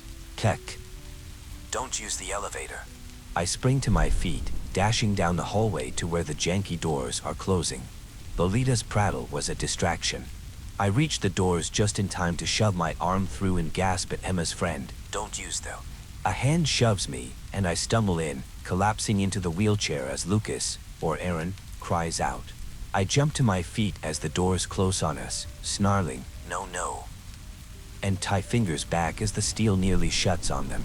The last thing I glimpse, through the closing doors, is Lolita's wide blue eyes above a pearly-toothed grin. The elevator creaks and sways. I slam my palms against the doors as Emma's friend blinks at me in confusion. The elevator goes down. I feel so stupid, falling for this. Do I have a weapon? No. Am I about to be trapped in the basement of this building to never leave and become the next Gerard? Sure as shit hope not. Shit, I hiss, my intestines winding into knots and every muscle taut as we go down, down, down. Jack, it's taking you to hell, whispers my terrified brain. Oh, no. The tingles. Like ice chips rolling down my spine, like a million skittering centipedes. Whatever is down here is tripping my senses so bad. Spam that second floor button, while Emma's friend says, hey, bro, chillax. The elevator shudders to a stop. As the doors tug open, even Emma's buddy goes silent. The corridor beyond sits swathed in blackness. The kind of blackness so thick you can't breathe.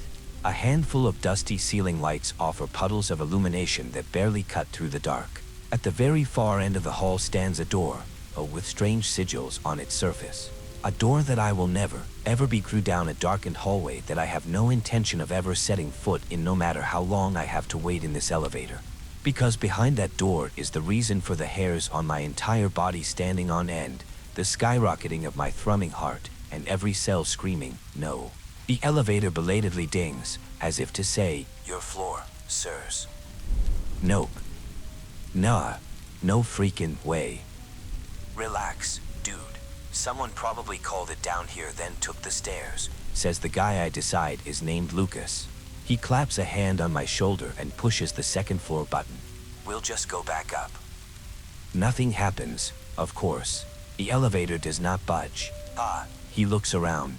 I think it's stuck. There's a small, hysterical part of me that wants to scream, oh do you?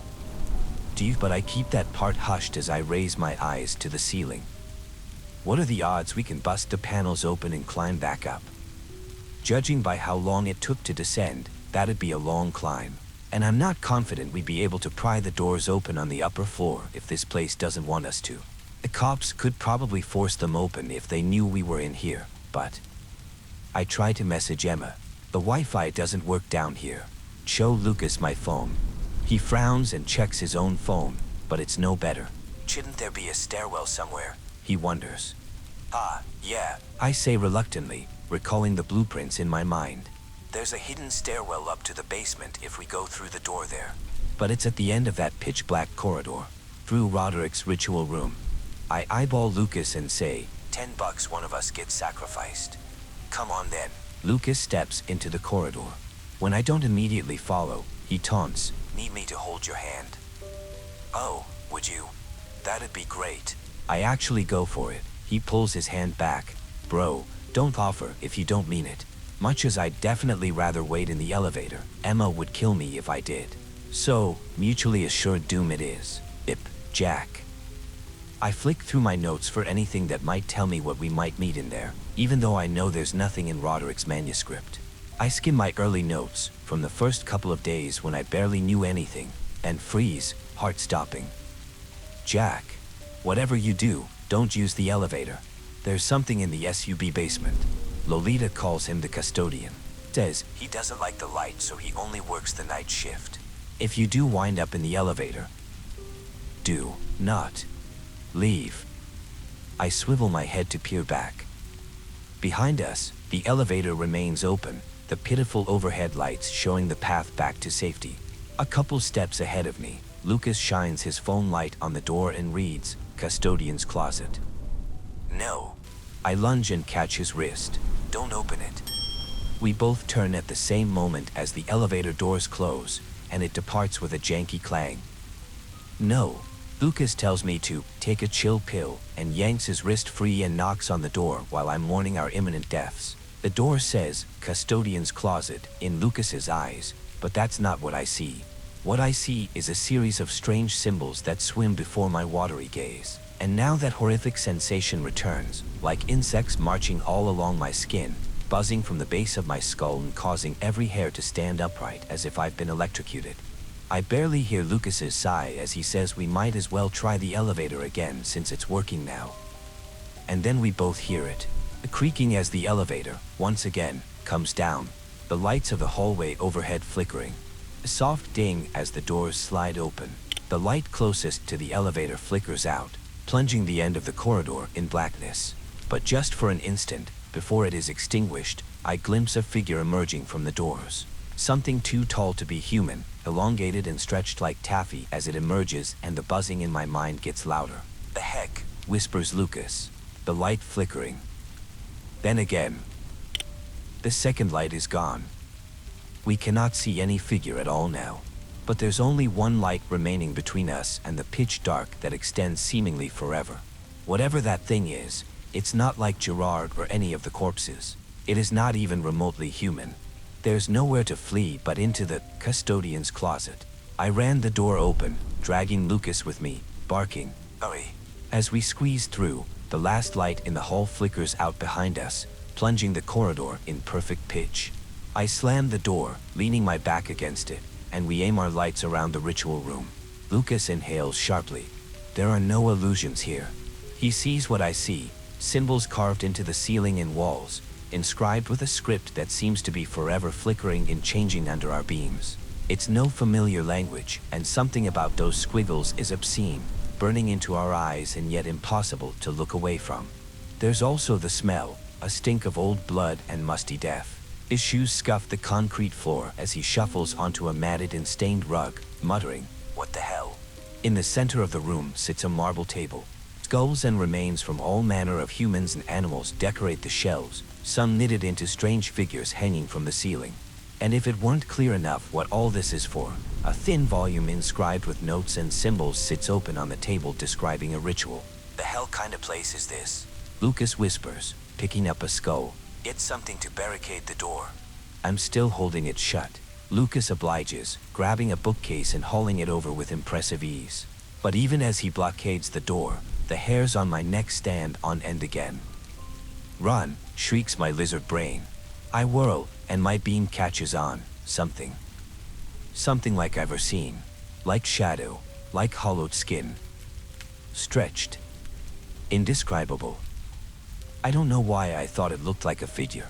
It's more like those squiggles on the walls, an impossible shape, impossible for the eye to really see. I can't tell you what it looked like, only that it made my mind scream, and the hole where its face should be swallowed me into nightmares. When I regain consciousness, I cannot see, and my thoughts are sticky and swirling together, and I smell blood. Underneath me is a padded, creaky chair, a wheelchair, realize groggily as I try to move. My whole face is numb. I don't know why it's numb. Everything is completely black. I fumble, trying to catch my bearings. Am I still in the sub-basement? Try to feel my way around, only to stub my knee against a table leg. I swear, or would, if I could speak. But for some reason all that comes out are inarticulate nasal sounds. There's no noise beyond my own labored, panicky breathing. "Lucas." I don't hear him. My nasal grunts don't get any response. The fact I can't feel my face is disconcerting when I touch my cheeks and my nose. Is my whole body numb? I'm definitely unsteady, like I've been drugged. I fumble along the table's edge, following the peeling wood. Curving edge, round table, so I'm not in that room anymore. The table in the ritual room was square. My shoes scuff across the cheap carpet, the common room, and then my fingers brush against a hand. A hand? A hand, yes. But cold, withered. Like an old dead hand. I tug back, then, shakily, reach forward again. A withered hand, knit fabric of a sleeve, loose around a thin forearm, the sweater. I trace the arm up the bony frame, wisps of hair on a cold skull. I'm feeling like a dead body. A long dead body, still clothed, mummified. Where? Why is it so dark? Is it nighttime? Pitch black out? Is there not even moonlight? Are the curtains drawn? I follow the circumference of the table, find another body. Light, flimsy shawl over a linen shirt, a skeleton shrink-wrapped in dried skin. This is really gross. I move further along and find another table, low and square, an end table, this time. And an old plush chair that when I push on the cushion sends up a puff of mildew-scented air. Okay, definitely the common room. Where the heck is everybody? What time is it? Trying to shout does no good. My mouth still isn't working. I stumble through the dark, hoping for a wall so I can orient myself. When I bump into a large potted plant, I cuss inwardly, rubbing my knee. The plant is fake and the leaves stiff, dusty fabric. Filthy. I picture the care home, where the potted plants by the entrance, or on the opposite wall. Hey. Emma's voice calls out, along with the creak of a door swinging, then rapid footsteps. She grabs my arm. "What are you doing? Where's Lucas?" I try to respond, but can't. I can't see. It's only now I'm starting to panic, wondering what has happened to my eyes, my face. My numb face that can't make words. I should have figured it out by now, but my brain is sludge, and I'm trying to tell Emma about the custodian, but I can't. "Jack, I don't have time for your games. Would you quit goofing off? The cops didn't find anything. They'll take Gram's statement after she's seen at the hospital. Look, find Lucas. I'm going to drive Grams." "No, don't go." I grunt as her footsteps walk away. and try to follow, but my legs won't cooperate and I trip and stumble to my knees. After the doors close, it's quiet again. Dead quiet. No chatter from the common room. Without my eyes working, the illusion isn't manifesting. Or maybe it's because of whatever's been done to me. In any case, there's only mummified dead at those tables, and that's all that's ever been there, every time. I just didn't know until now. I kneel on the ground, weeping because I'm so frustrated and scared. I can't find my way, and I don't know what's happening or where Lucas is or if Emma was real. Did she leave me here? I crawl toward the doors, hoping I haven't gotten myself turned around. But even if I make my way out, how will I leave? I have my keys, but I can't drive, not without my eyesight. I can't speak. How will I communicate what's happening? The whoosh of the doors. Emma's footsteps again, and she exclaims, "Jack, what's going on? Where the heck is Lucas and why are you acting like this?" And suddenly it strikes me she's seeing an illusion. She's seeing the chicken soup dust jacket version of me, just as she is the rest of this place. She can't see that it's dark in here, that there are only corpses at the tables in the common room. And she responds to someone I can't hear. "Oh, it's all right, thanks. No, he doesn't want a room. I'll take him home." Did Lolita just offer to get me a room? Heck you, Lolita. I flip off the general direction of where I think Lolita's desk is, and Emma tells me to stop it and drags me out the doors and says, in a tone that suggests she has figured out something is wrong, "What did they do to you? Where's Lucas? Jack, can you talk? Talk to me." But I can't respond and I can't see where we're going and stumble off the curb and slam into the hood of a car. Heck. Emma, don't ever be a guide for the blind. You are so bad at it. The impact rings my skull. I'm still groaning and clutching at my face as Emma gasps and helps me up. I hear her say to somebody, "They did something to him. I don't know what. Let's get him to the hospital, too. Help me get him in the car." Then I'm hauled into the back of what must be Emma's car, and next to me I hear distressed mumbling that has got to be Darlene, and I definitely smell her ugh. I don't think she's showered since they first brought her in. Or maybe it's her dead cat, Mickles, I smell. It sounds like she's still stroking that tiny rotting body. Do I have to sit here? Kinda preferred the mummified old ladies at the table. I'm kidding, don't kick me out. Jack. Jack. A hand patting my cheek, and Emma says, "Hey, we're gonna take you to the hospital and we'll figure out what they gave you. I'm just gonna run in and find Lucas." I seize her wrist. No, no. Do not look for Lucas. Do not. Shake my head vehemently. Jack, I have to find him. I shake my head hard. Why aren't you talking? What's wrong with you? But I know what's wrong with me now, and I put her hands on my face so she can feel the stitches holding shut my lips, my eyes, and a moment later I know the illusion is broken because Emma is screaming and screaming and screaming, and I would be too if my mouth weren't sewn tightly shut. Hey folks, welcome. Glad you could make it. I'm Jack, the new manager at Harmony Care Home, where we are ready to welcome your ailing elders and guarantee a smooth transition to caring, compassionate, harmonious senior living. Sorry, did I italicize harm? That was a typo. I'm here to help you through the process, from application to move-in. Let me give you a tour. Entering the front doors, you'll find yourself in a sunlit lobby leading to the common room with tables full of white-haired seniors and happy chatter. But let's slip that chicken soup dust jacket off now. Let's suppose you are able to see reality. To start with, the moment you enter these doors, there's the stench that wafts to your nostrils, rank and pungent like mildew and old garbage and rotting meat. Putrefaction so potent not even the chemical cleaners can mask it. Holding your nose while peering out across the dim and empty lobby, you'll notice figures in the common room. If you are brave enough to get closer, you'll be able to distinguish mummified old ladies in floral print dresses and decomposing old men in button-downs and slacks, posed at the tables with playing cards. The creaking of a wheelchair or the patter of spilled pills might alert you to the arrival of one of the more mobile deceased, Gerard or Byrne.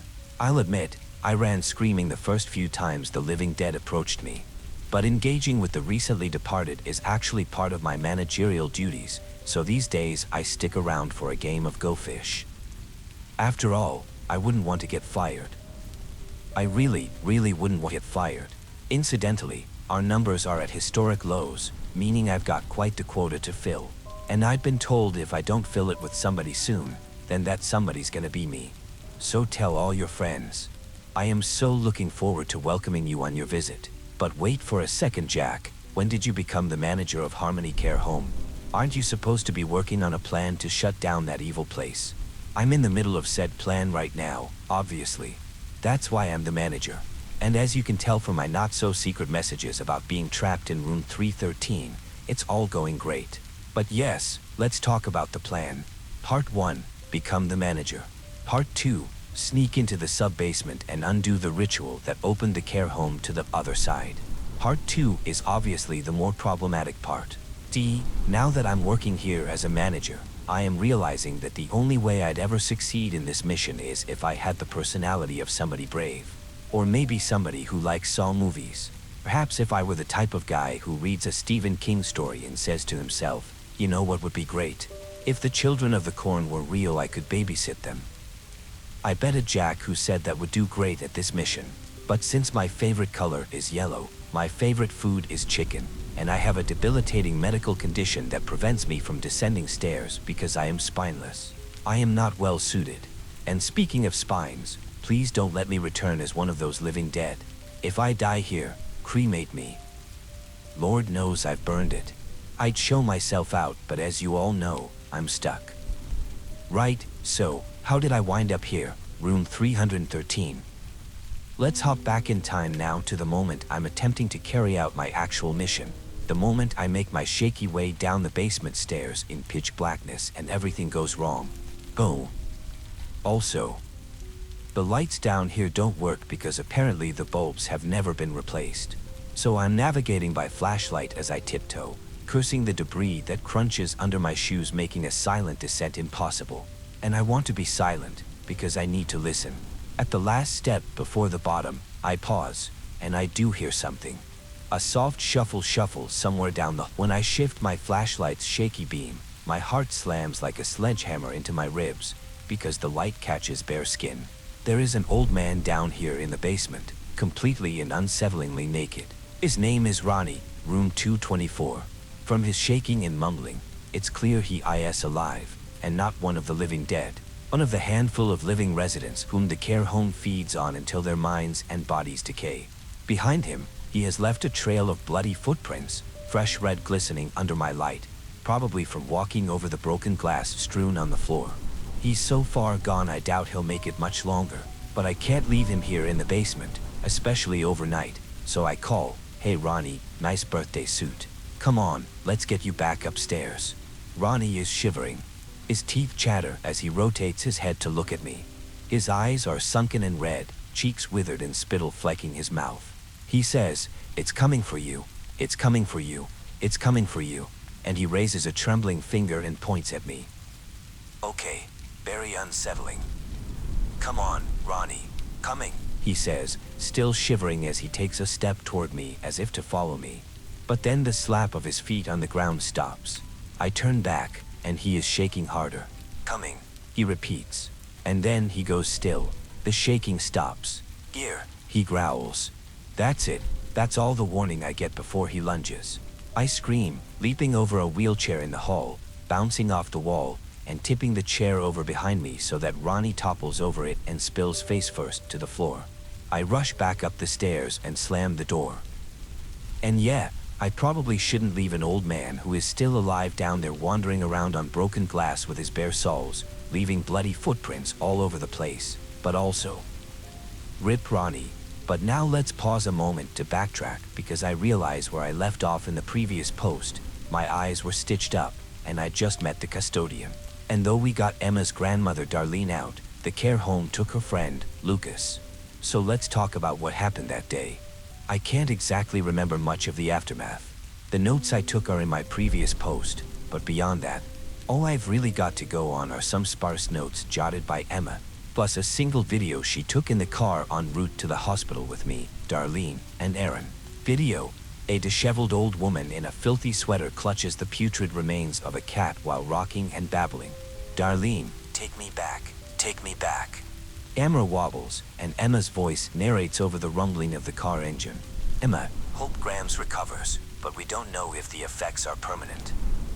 We had to leave Lucas behind, and this happened to Jack. The camera pans. In the shaky frame, a scruffy guy in a hoodie, face caked with blood from the stitches on his eyes and mouth. Emma, Jack, does it hurt? Are you gonna be okay? The man in the hoodie spreads his hands. Shrugs. Jack growled softly. Emma, doesn't hurt. I don't know. I hope so.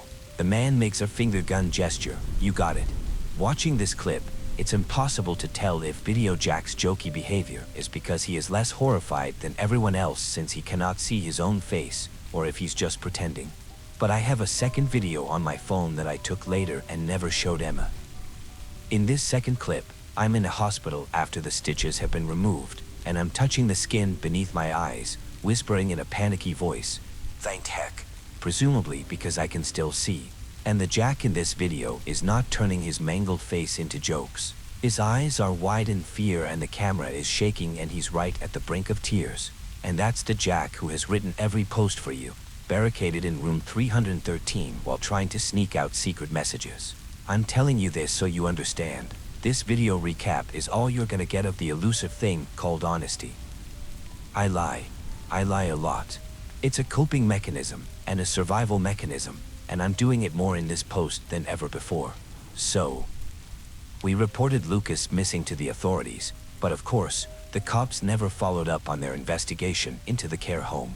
In fact, it wasn't until several days after the raid, while Darlene was under observation at the hospital and I was home healing from my stitches, that Emma learned Lucas's fate. She did this by ringing the care home's front desk. We'd called before, only to reach the answering machine or the raspy female voice of a resident named Queenie, always trying to entice us into visiting.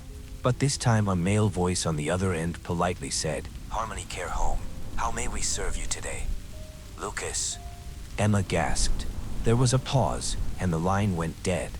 But it was definitely him, she told me later. His voice. Lucas was alive, and working at Harmony Care Home. He thinks he's been working there for months. That it's his job, Emma exclaims to me 2 days later. She's just gotten off the phone with a mutual friend of theirs, Min Ji, who called the care home and spoke at length with Lucas. According to Min Ji, Lucas sounded and acted normal, save for the fact he insisted he'd been employed at Harmony Care Home for months and, when Min Ji worriedly asked him about his actual job as a firefighter, he hung up on her. "And let me guess, they offer great benefits and a fabulous retirement plan." I say, "It's not funny, Jack. Getting him out is going to be as dangerous as getting Darlene out was." I'm reviewing our notes, something I have to do every day because we're both still affected by amnesia. Every morning we wake clueless about each other and our mission until we find notes and video messages recapping our prior days, so that by the time we meet each morning, at my place, since Emma likes to check in on Prometheus, we each feel like we've watched short films of each other's lives. It's awkward, but I've always got vegan sausages and oat milk in my fridge for Emma, and she always brings me a caramel latte and bagel. And even though we meet as strangers, we can read each other with an intimate familiarity. It's weird how the care home brings us together but drives us apart. We need to find a way to reverse the ritual, I say, while my brain ponders the beginnings of the idea that will be my doom. But it'll never happen, Jack. Everything I've read says the same thing.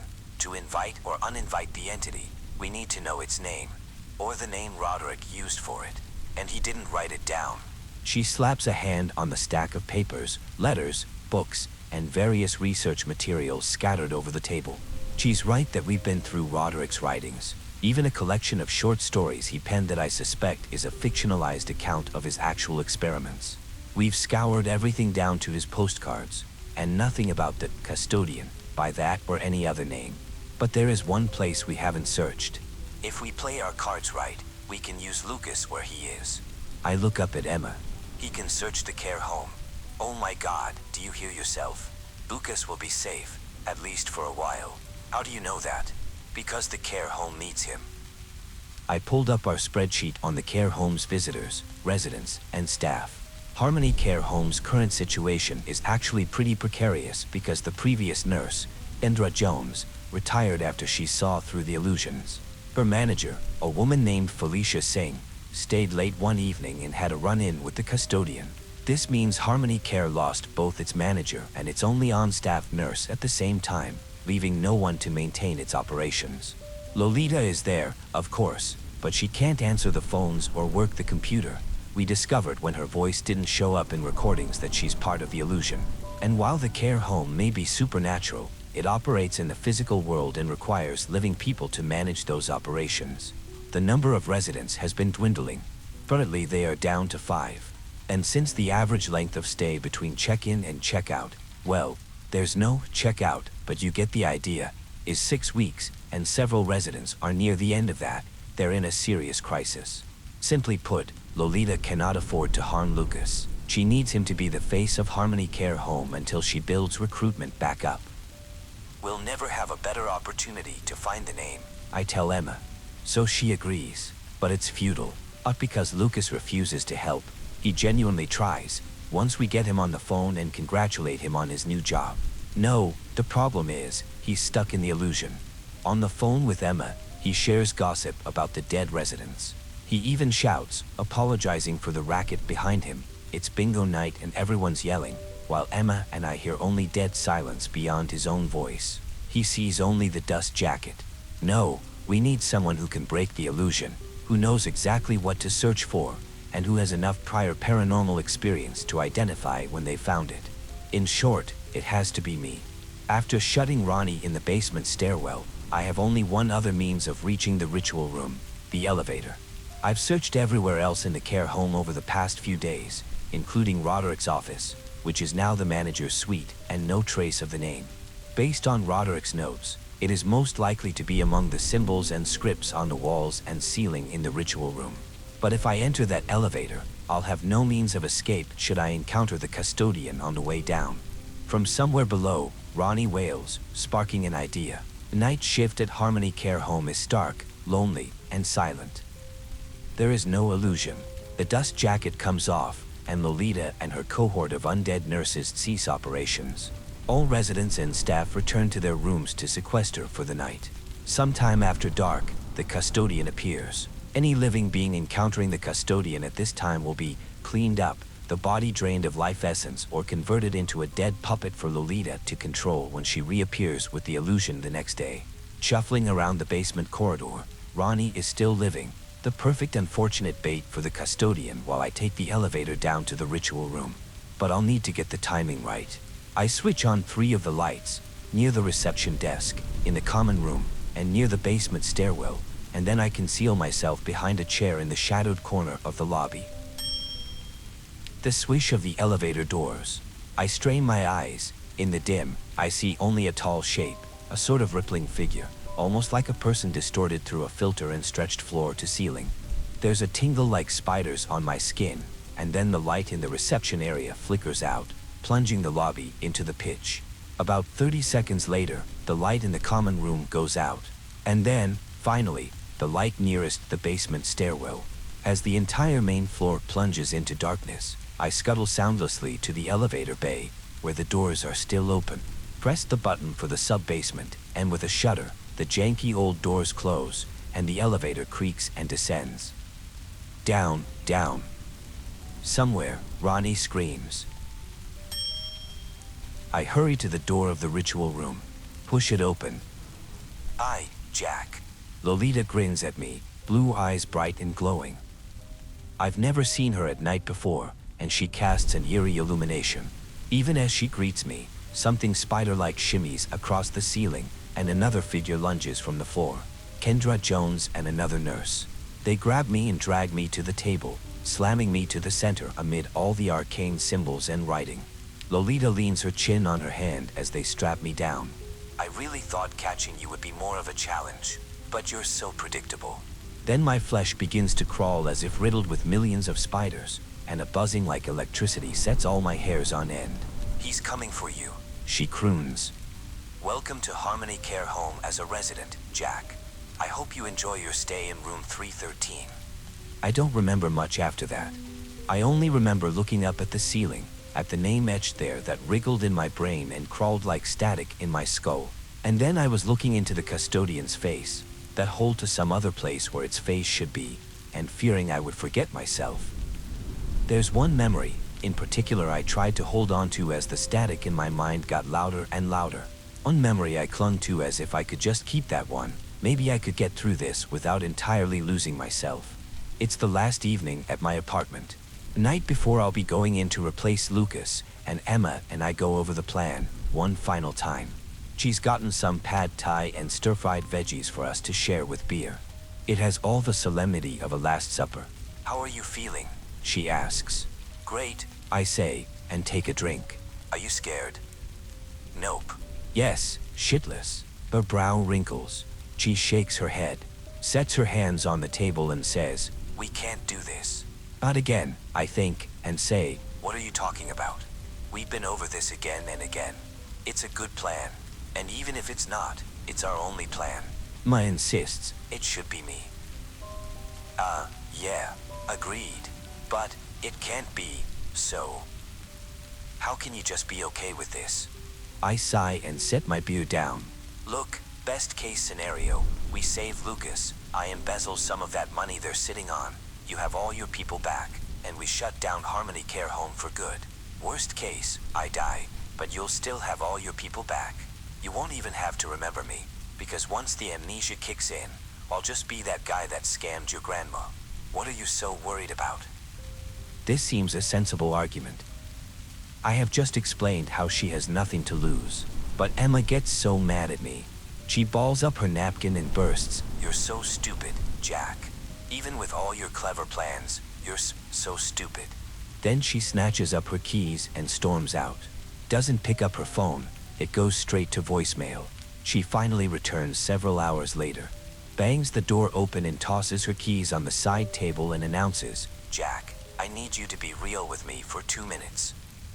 Okay. I very much do not wish to be real. Every time I ask you why you're doing this, you always put me off with a different answer. "Oh, it's for Darlene." "Oh, it's for the money." And you'll say shit, "Oh, I'm not a hero," but here you are, ready to sacrifice yourself for Lucas who you don't even know. Why? Why is this plan so important to you, Jack, that you're willing to risk your life? I sigh. Oh. She means real. Well, shit. I raise 2 fingers. Okay, the first reason is there are no other options. And second, I pause, grimacing. Honesty is like my kryptonite. Finally admit, okay, this past summer, I made a contract with an entity. I made a bargain that if I could stay out of its grip for 2 weeks, I'd get a bunch of money. And I won, barely, but had to put myself into a coma. What does that have to do with? So, the reason the entity chose me, and not some other sap, was because I have no strings attached. She could take me out of the world and no one would notice. Just like scraping a barnacle off the underside of a boat. I'm sneering. I can't help myself, sneering at that barnacle that I know is me. Well, I escaped her. I beat that heck monster and I lived, and I learned to hate monsters, which is part of the reason I'm going after the care home. I even kept some of that million. Oh yeah. I lied about that. Oops. To anyone who read my previous account, sorry. You didn't really believe me when I said I gave it all away, did you? But she was right. I woke up and there was no one. I had messages, but 90% of them were from people I'd scammed. The rest were just people I owed. And I need to prove I'm not a barnacle. Okay. It's a simple, stupid reason. I have to do something to prove that my life matters. There, done. I fish around in the sofa for the bottle I keep between the cushions. Classy, I know. Take a sip of this stronger stuff, and add, also, Darlene sent me flowers. So, one person. She was the only one. That's why I did it for her. Emma doesn't reply at first, just looks down and balls her hands into fists. Finally grumbles, "Oh, that's stupid. Obviously your life heck matters." Does it? I growl. I just want to exit this conversation, which I am going to do through this bottle. Of course it does. Why do you think I got so mad at you earlier? Okay. The warm booze courses down my throat. I fish for the right words to appease her. They're mad that I'm not taking things seriously. It would be a huge weight on your conscience if I died. Every life matters.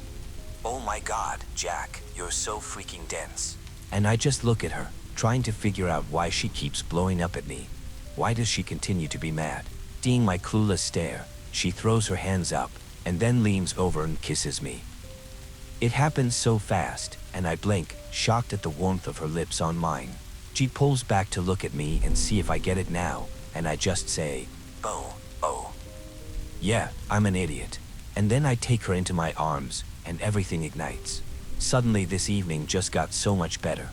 I don't need to forget my fears and insecurities with booze. I can forget it all through sex instead. Just lose myself in the delicious warmth of skin on skin in the brief flicker of being, for a short while, not so completely alone. When I arrive at Harmony Care Home the next day, I approach the front desk and tell Lolita I want Lucas out, now. Tell her that I am willing to negotiate to be his replacement.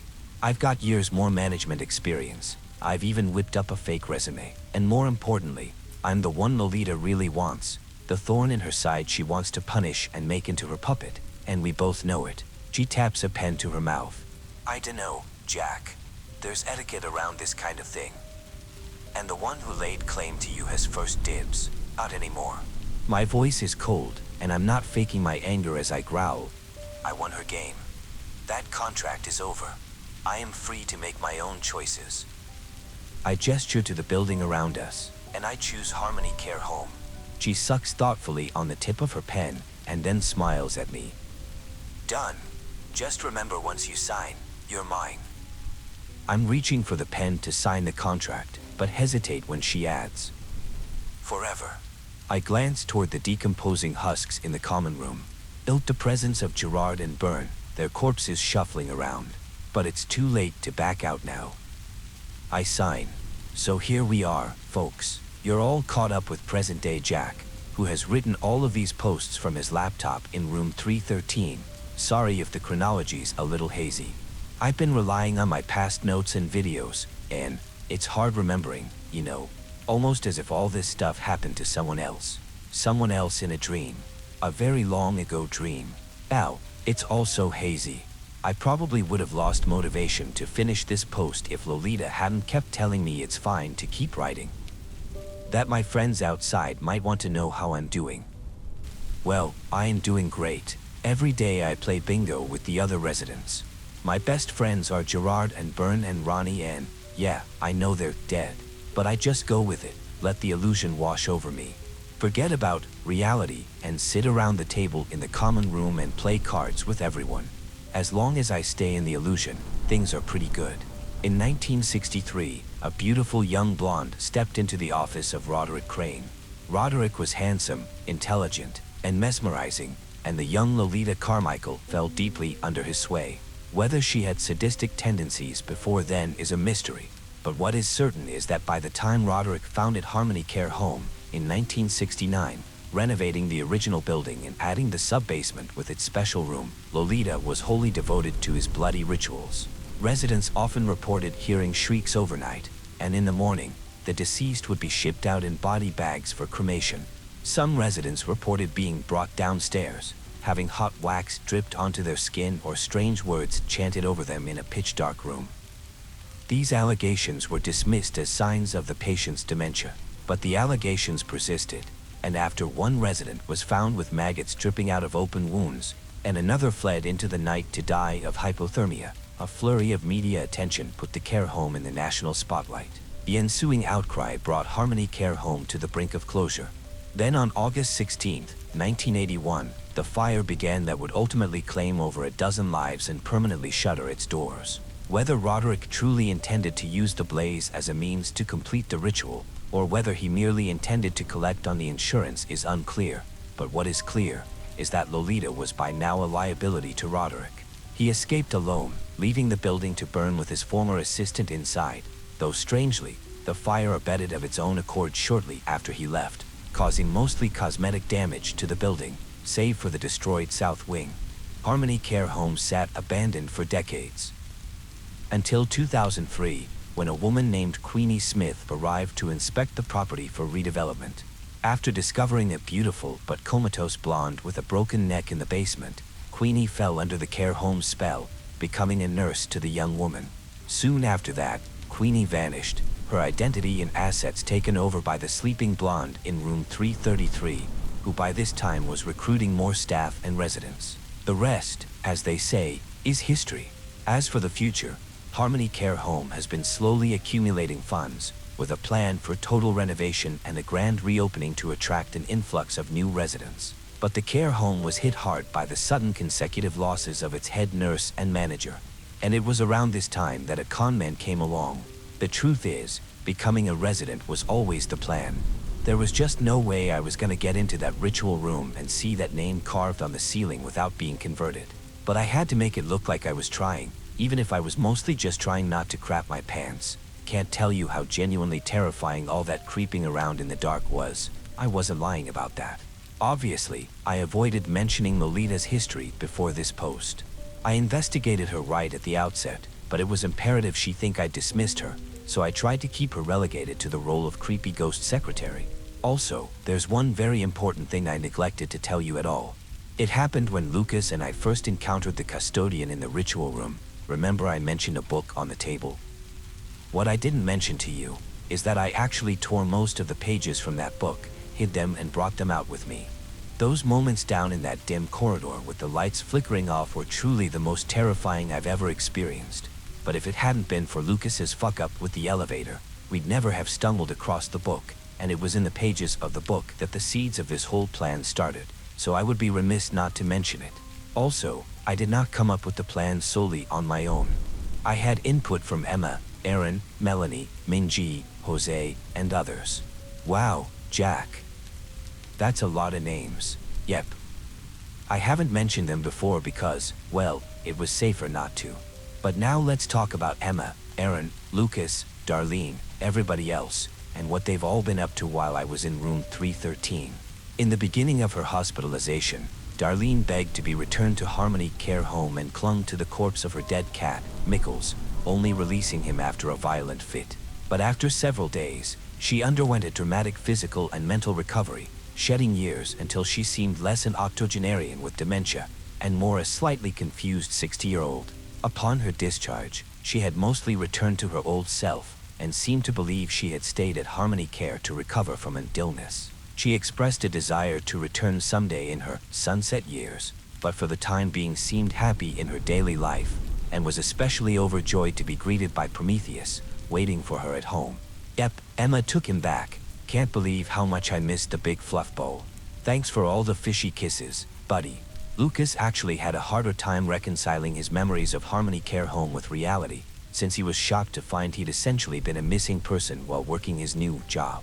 Furious over his stolen days, he became a dedicated part of Emma's team, along with Aaron and their mutual friend Minji. As for Emma, she went to extraordinary lengths to make sure she would not forget me. We'd already tested and found out that on the days we didn't initially meet up at the care home, the amnesia was too powerful for her to overcome.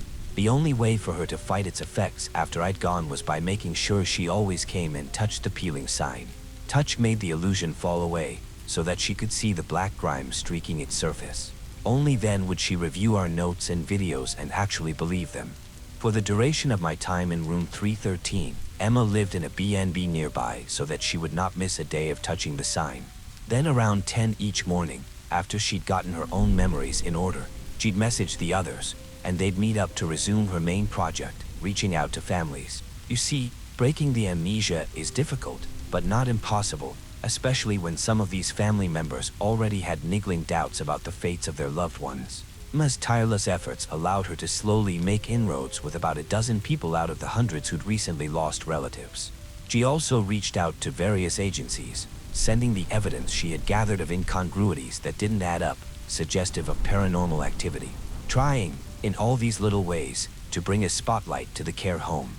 At the moment of the final message, Emma is probably at her usual coffee shop with Aaron, Lucas, and Minji, all of them reviewing their notes because they have to do this every morning due to amnesia. Lucas maybe asks Emma something like, "So, did you guys really hook up?" "Shut up."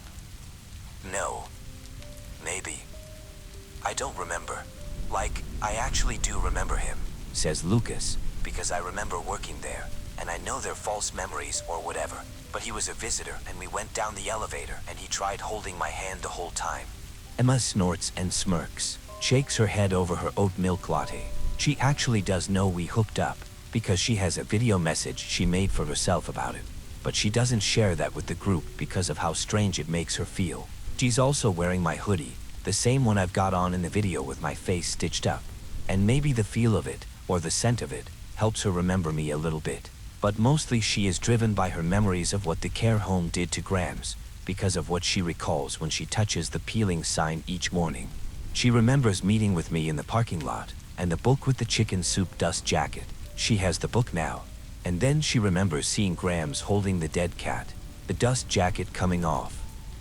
In her notes she has written, "I've read all Jack's posts, and it's like, I know his face when I see him in the videos. I even know what he's going to say, usually something idiotic and jokey. But, who is this guy? If nothing else, I have to rescue him from this care home so I can at least meet him." Emma is still writing when she gets a notification. She reads the final post, writes down the name, and immediately begins reaching out to the families she's connected with. And now, while Emma and company are reading my post, I am hunched at my keyboard, jaw clenched and head swimming, trying with all my might to stay in the present because it's been over 2 weeks and the illusion, it really does swim in and out. When my fingers are tapping on the keys, I remember. But when I just sit here, it seeps over me and I'm in that happy, dreamy place. And it's so easy to lose hours and hours there, especially because I'm so all the time. Part of my exhaustion is sleep deprivation. Seriously, how many winks would you catch in a haunted care home? Not to mention I've been off my injections, so my hormones are all out of whack from missing tea. I've also had very little to eat because I don't have a fridge in this room, and the only food I trust is the chips and pre-packaged stuff I brought with me, so I've mostly been operating on caffeine and terror. In short, I was a mess before I got connected to the custodian. But ever since the connection, the more I exercise, the more I eat, the more I try to regain energy, the more deeply I'm drained. So I haven't really been moving much in the past few days. My phone kings. Emma, we're only supposed to message each other casually to pretend everything is normal. It's probably some bullshit just to throw Lolita off for today.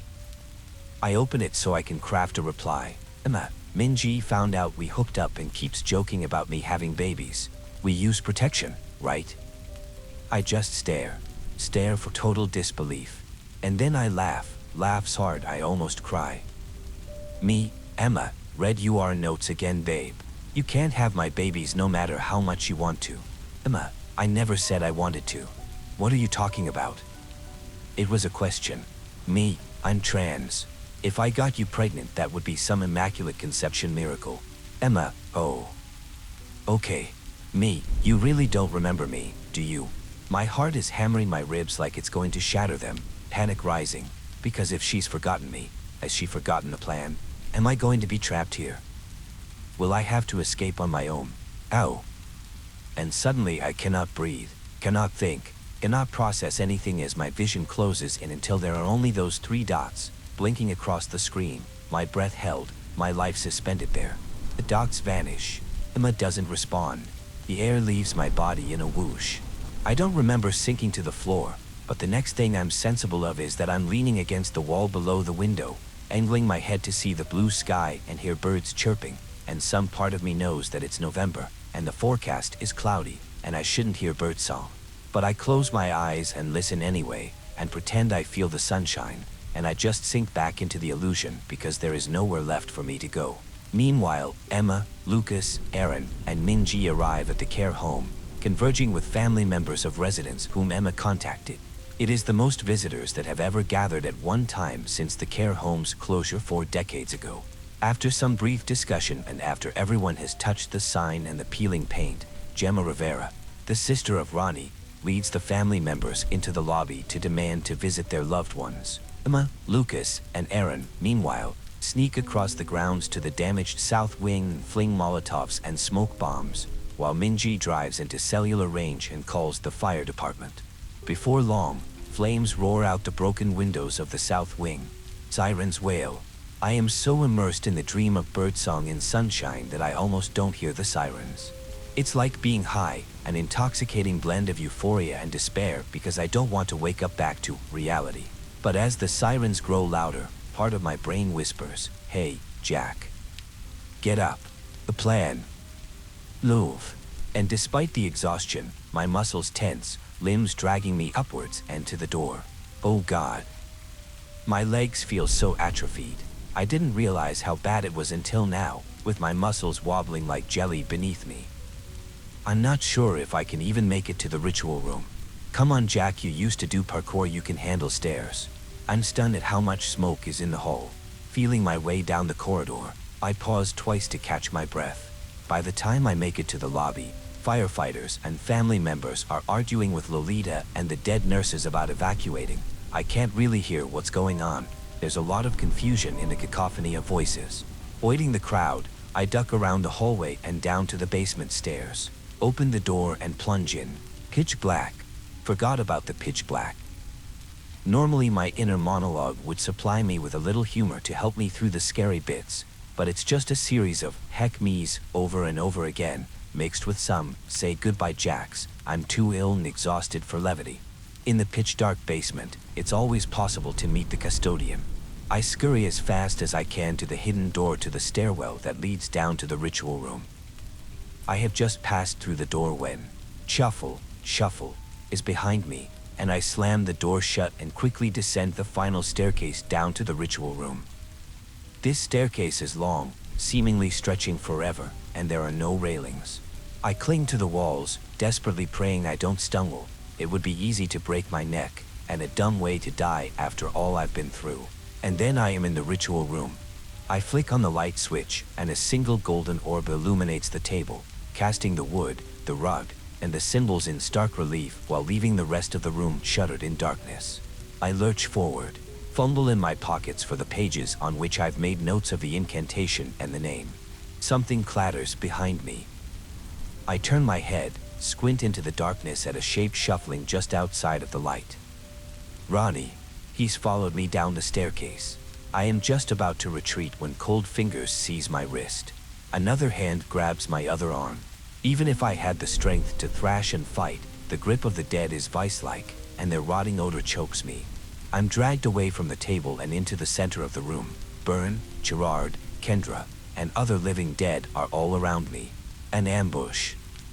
And then, a whisper at my ear, and the glowing figure of Lolita appears beside me, grinning ear to ear beneath wide blue eyes. "Hey, Jack."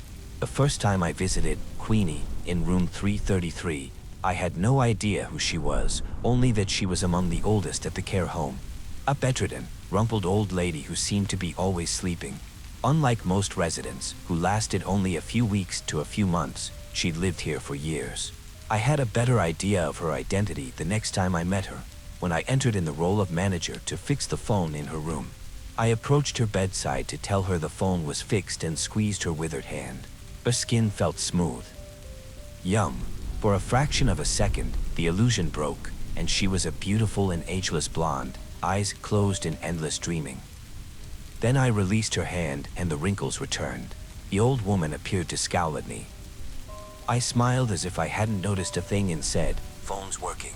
Ring if you need anything, Queenie." That encounter confirmed my suspicions of what happened in 1981.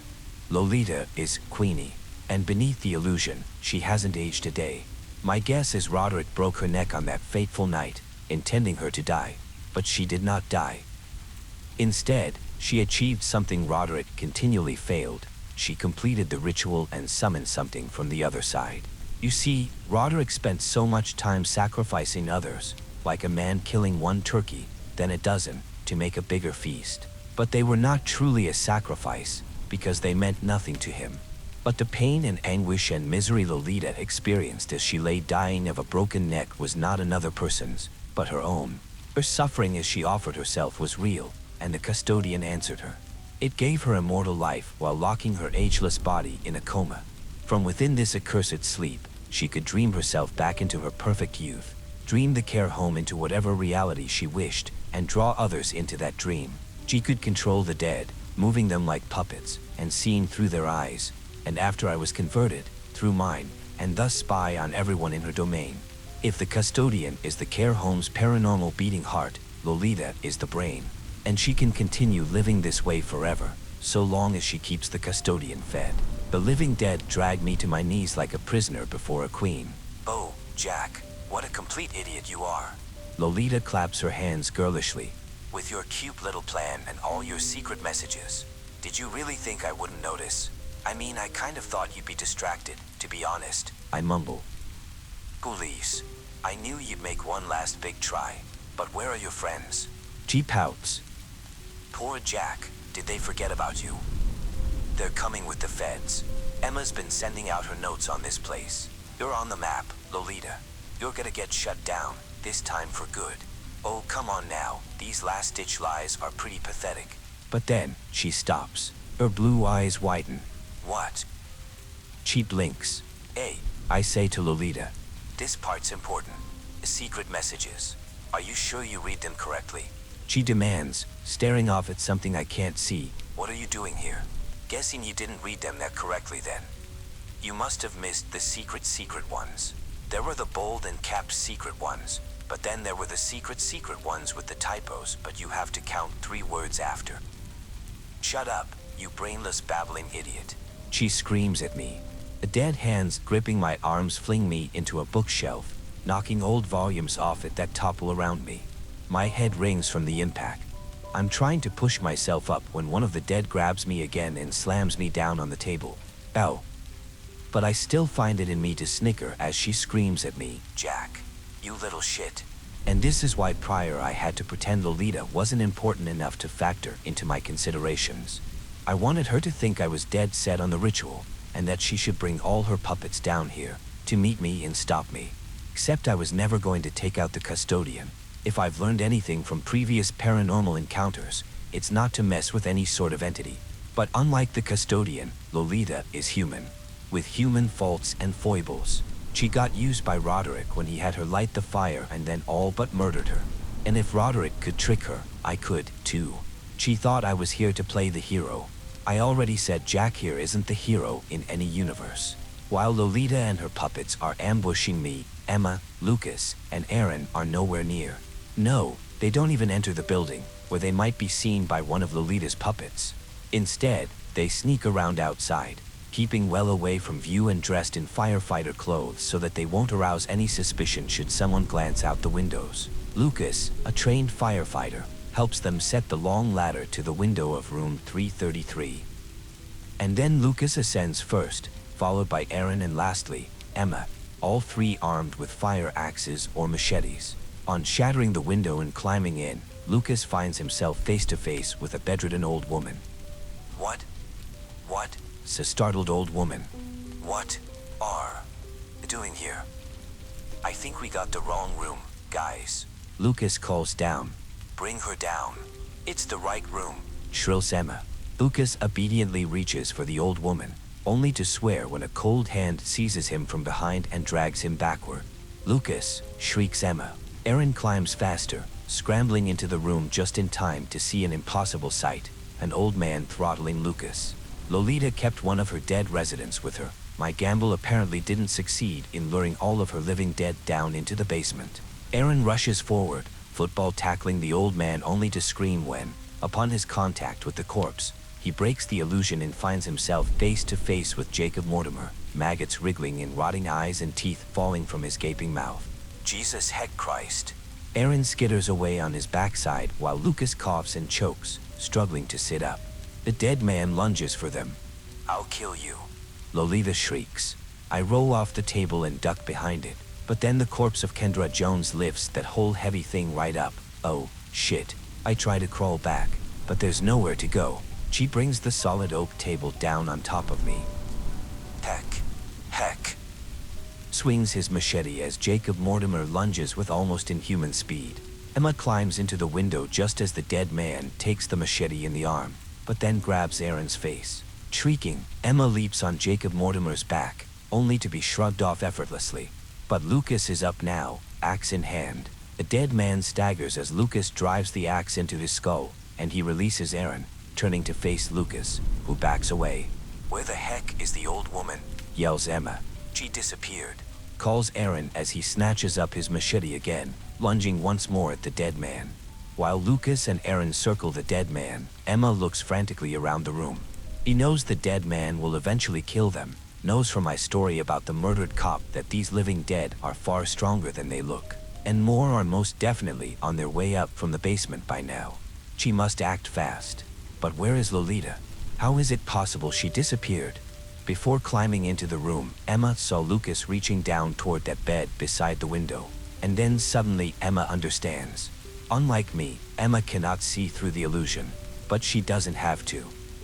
Because she has noticed where the dead man battles Lucas and Aaron, where he avoids, and that he does not attempt to throw either of them at or near the empty bed.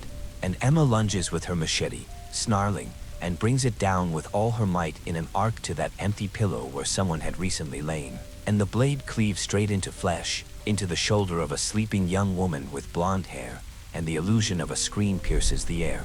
And then Emma reels back and swings again, and this time takes the head off. When the Lolita illusion disappears, the living dead in the ritual room collapse, the will that was puppeting them gone. I am still lying beneath that heavy overturned table, alive, but I have no strength to lift it or wriggle out from under it. I'm stuck unless someone comes down and saves me or... Tingles. Oh, I know these tingles. Up the custodian. No, these are hot, cold, and even though I've just gone through an experience objectively far scarier than anything I've dealt with before, still, the reaction in my body is purely physical. A gut-wrenching, heart-thudding, muscle-clenching fear. I cannot control the gut punch of terror any more than I can stop the crawling of my skin. It's a terror I know very, very well. Hey, lady, I say by way of greeting as the shadows coalesce around me. A woman steps out of the dark. She wasn't there before, but her vivid red dress is unmistakable, hugging her curves and pulling around her shapely legs, and she kneels beside me and purrs, "Hey, Jack. Is it that time then?" I ask, pretty sure she's here to kill me. Probably by tracing those claws across my skin and then peeling the skin right off and reaching in to tug out my guts and tie them in a nice bow while I'm screaming and screaming. That's pretty much how I always imagine it. But she says, "I know you won't sign a contract with me now. You'd rather do something totally wasteful like die here in this place and become the Schism's permanent manager. But one day, you'll be desperate enough to call for me and sign. And next time, I won't lose. But for now, you're still free, so you'd better do what you're best at. Bun, Jackie boy, bun. Or you'll be here forever." I'm about to point out that I can't run, but she grips the table in one delicate hand and, without so much as a grunt of effort, heaves it so that it slams into the far wall, blocking the door to the elevator corridor, leaving only the hidden staircase back up, an indication of which way I should run. By the time I stop gaping, the lady has gone, but I can feel the beginnings of a kind of scrambling in my head like static. So I ran. As the effects of Lolita's death ripple across the entirety of the care home, screams fill the air. Panic suffuses the atmosphere as people cling to each other, screaming, crying. Everyone can see it now. Illusion is broken. The people Emma summoned, they're all looking at the reality of Harmony Care Home. The broken windows, the rotting furniture, the streaks on the peeling walls, and of course the dead. Seated at the tables, mummifying on beds or in armchairs. Burns' corpse with her mouth full of pills, lying halfway up the staircase, and just below her, the putrefying Kendra Jones. Soon after, the feds are called out. Some sort of specialized team. The rest of us who were inside have all been corralled outside, and no one is allowed to enter or go near. It's as I'm being bundled in a blanket and into an ambulance that my phone pings. "Emma, Jack, are you okay?" Me, define okay. Emma, oh thank God. Where are you? The witch is dead. I tell Emma I am being taken to the hospital. She says she will meet me there. First, she, Aaron, and Lucas must deal with Lolita's body. They plan to bury it somewhere remote, far from any possibility of resurrection by the custodian. Where they actually completed this act, I do not know, and now, nobody ever will, because they did not record notes about it. Unfortunately, their task took them longer than I expected. By the time they arrive at the hospital, I have succumbed to the combination of weakness and fatigue. I am deep in sleep. When I wake, I find Emma has left me a video message on my phone chronicling the events of the day, ending with a faint, regretful smile as she says, "Sweet dreams, Jack." But I don't have sweet dreams. I'm not sure if I ever will again. They did something to me in their room where they connected me with the custodian. They tattooed something on my eyes, some of those same strange squiggling symbols as are on the ceiling. I think it's how Lolita could see through my vision. Darlene and the other residents have these same markings. And now, anytime I close my eyes, I see that place. See the room where they kept me, 313. Care home is gone, and Lolita is dead and buried, but they planted a small part of the care home in me. And now, anytime I dream, I can never truly leave. So that's the second paranormal being that's marked me. When I came out of my coma after escaping the lady, I woke to find a new tattoo mingling with the snake and abstract designs on my left arm. Her face was there, the eyes meeting mine anytime I looked at it. And now with whatever the care home did to my eyeballs, it's getting crowded here on this flesh of mine. I can still see the markings on my eyes, faint red lines forming strange symbols over each iris. It's now been 2 days since my escape from the care home. I've spent most of that time recuperating and typing up this post. I've seen nothing on the news, presumably because of the amnesia, as well as the lack of photographic evidence. Everyone who has been to the care home has forgotten. Emma, her friends, and family members of the residents, no one of them remembers anything about that day. Neither do I, beyond my notes, of course. As for the care home itself, it's become a dead zone, cordoned off by the authorities. Even the street that runs by it is permanently blocked. All website material related to it has disappeared, including all my reviews, and it no longer pops up on GPS. I did manage to access some of the accounts that I had access to as manager, and transfer a fair bit of capital over before Harmony Care's assets got frozen and became inaccessible to me. I do not know what government team or agency is responsible, but it would seem they did a very thorough cleanup. I have one more thing I'd like to tell you about. A video Emma took on the morning I was about to sign myself into the care home. We were in the parking lot. I just lit a joint, presumably to shake off some of the jitters, and Emma aimed her phone at me and started recording. "Emma, I don't want to forget you." "Jack, Emma, we know what's going to happen." The camera shakes, turns until Emma has it facing on herself, her eyes wet with tears and her mouth twisted in a scowl as she wipes at her cheeks and talks to the camera. Emma, remember. Listen, you have to remember. This is Jack." The camera flicks to me, before turning back to herself. "Emma, he's the guy who risked his life to help you get Grams out. You're going to wake up thinking he's just some dumb scammer, but he's not. You heck remember. Remember that he put his life in danger for you and Grams and everyone else. And if he heck dies, remember that he is a good person no matter how much he pretends not to be. Promise me, Jack, promise you'll help me remember you." When I look at this video, I see a beautiful girl whose face I only recognize from our shared notes, and this beautiful girl is in tears, just pouring out her heart openly, bravely. Then she turns the camera on a man in his late 20s, a man who looks like he's been through it. His dark eyes are tense with what I have to assume is at least 3/4 parts terror, given what he is about to do, but also he looks frozen by emotions he doesn't know how to process. When he says, "I promise," he looks at the camera. At me. Like he knows I'm going to be watching in the future and it'll be on me to keep this promise or not. And for the life of me I cannot decipher what he means by that look. Tell her. Not tell her. Does any of it even matter when we can't remember each other? I look at the video and it's like watching raw emotional footage of two strangers. What would I even say to that girl in the video now? What has a girl like her got to do with a guy like me?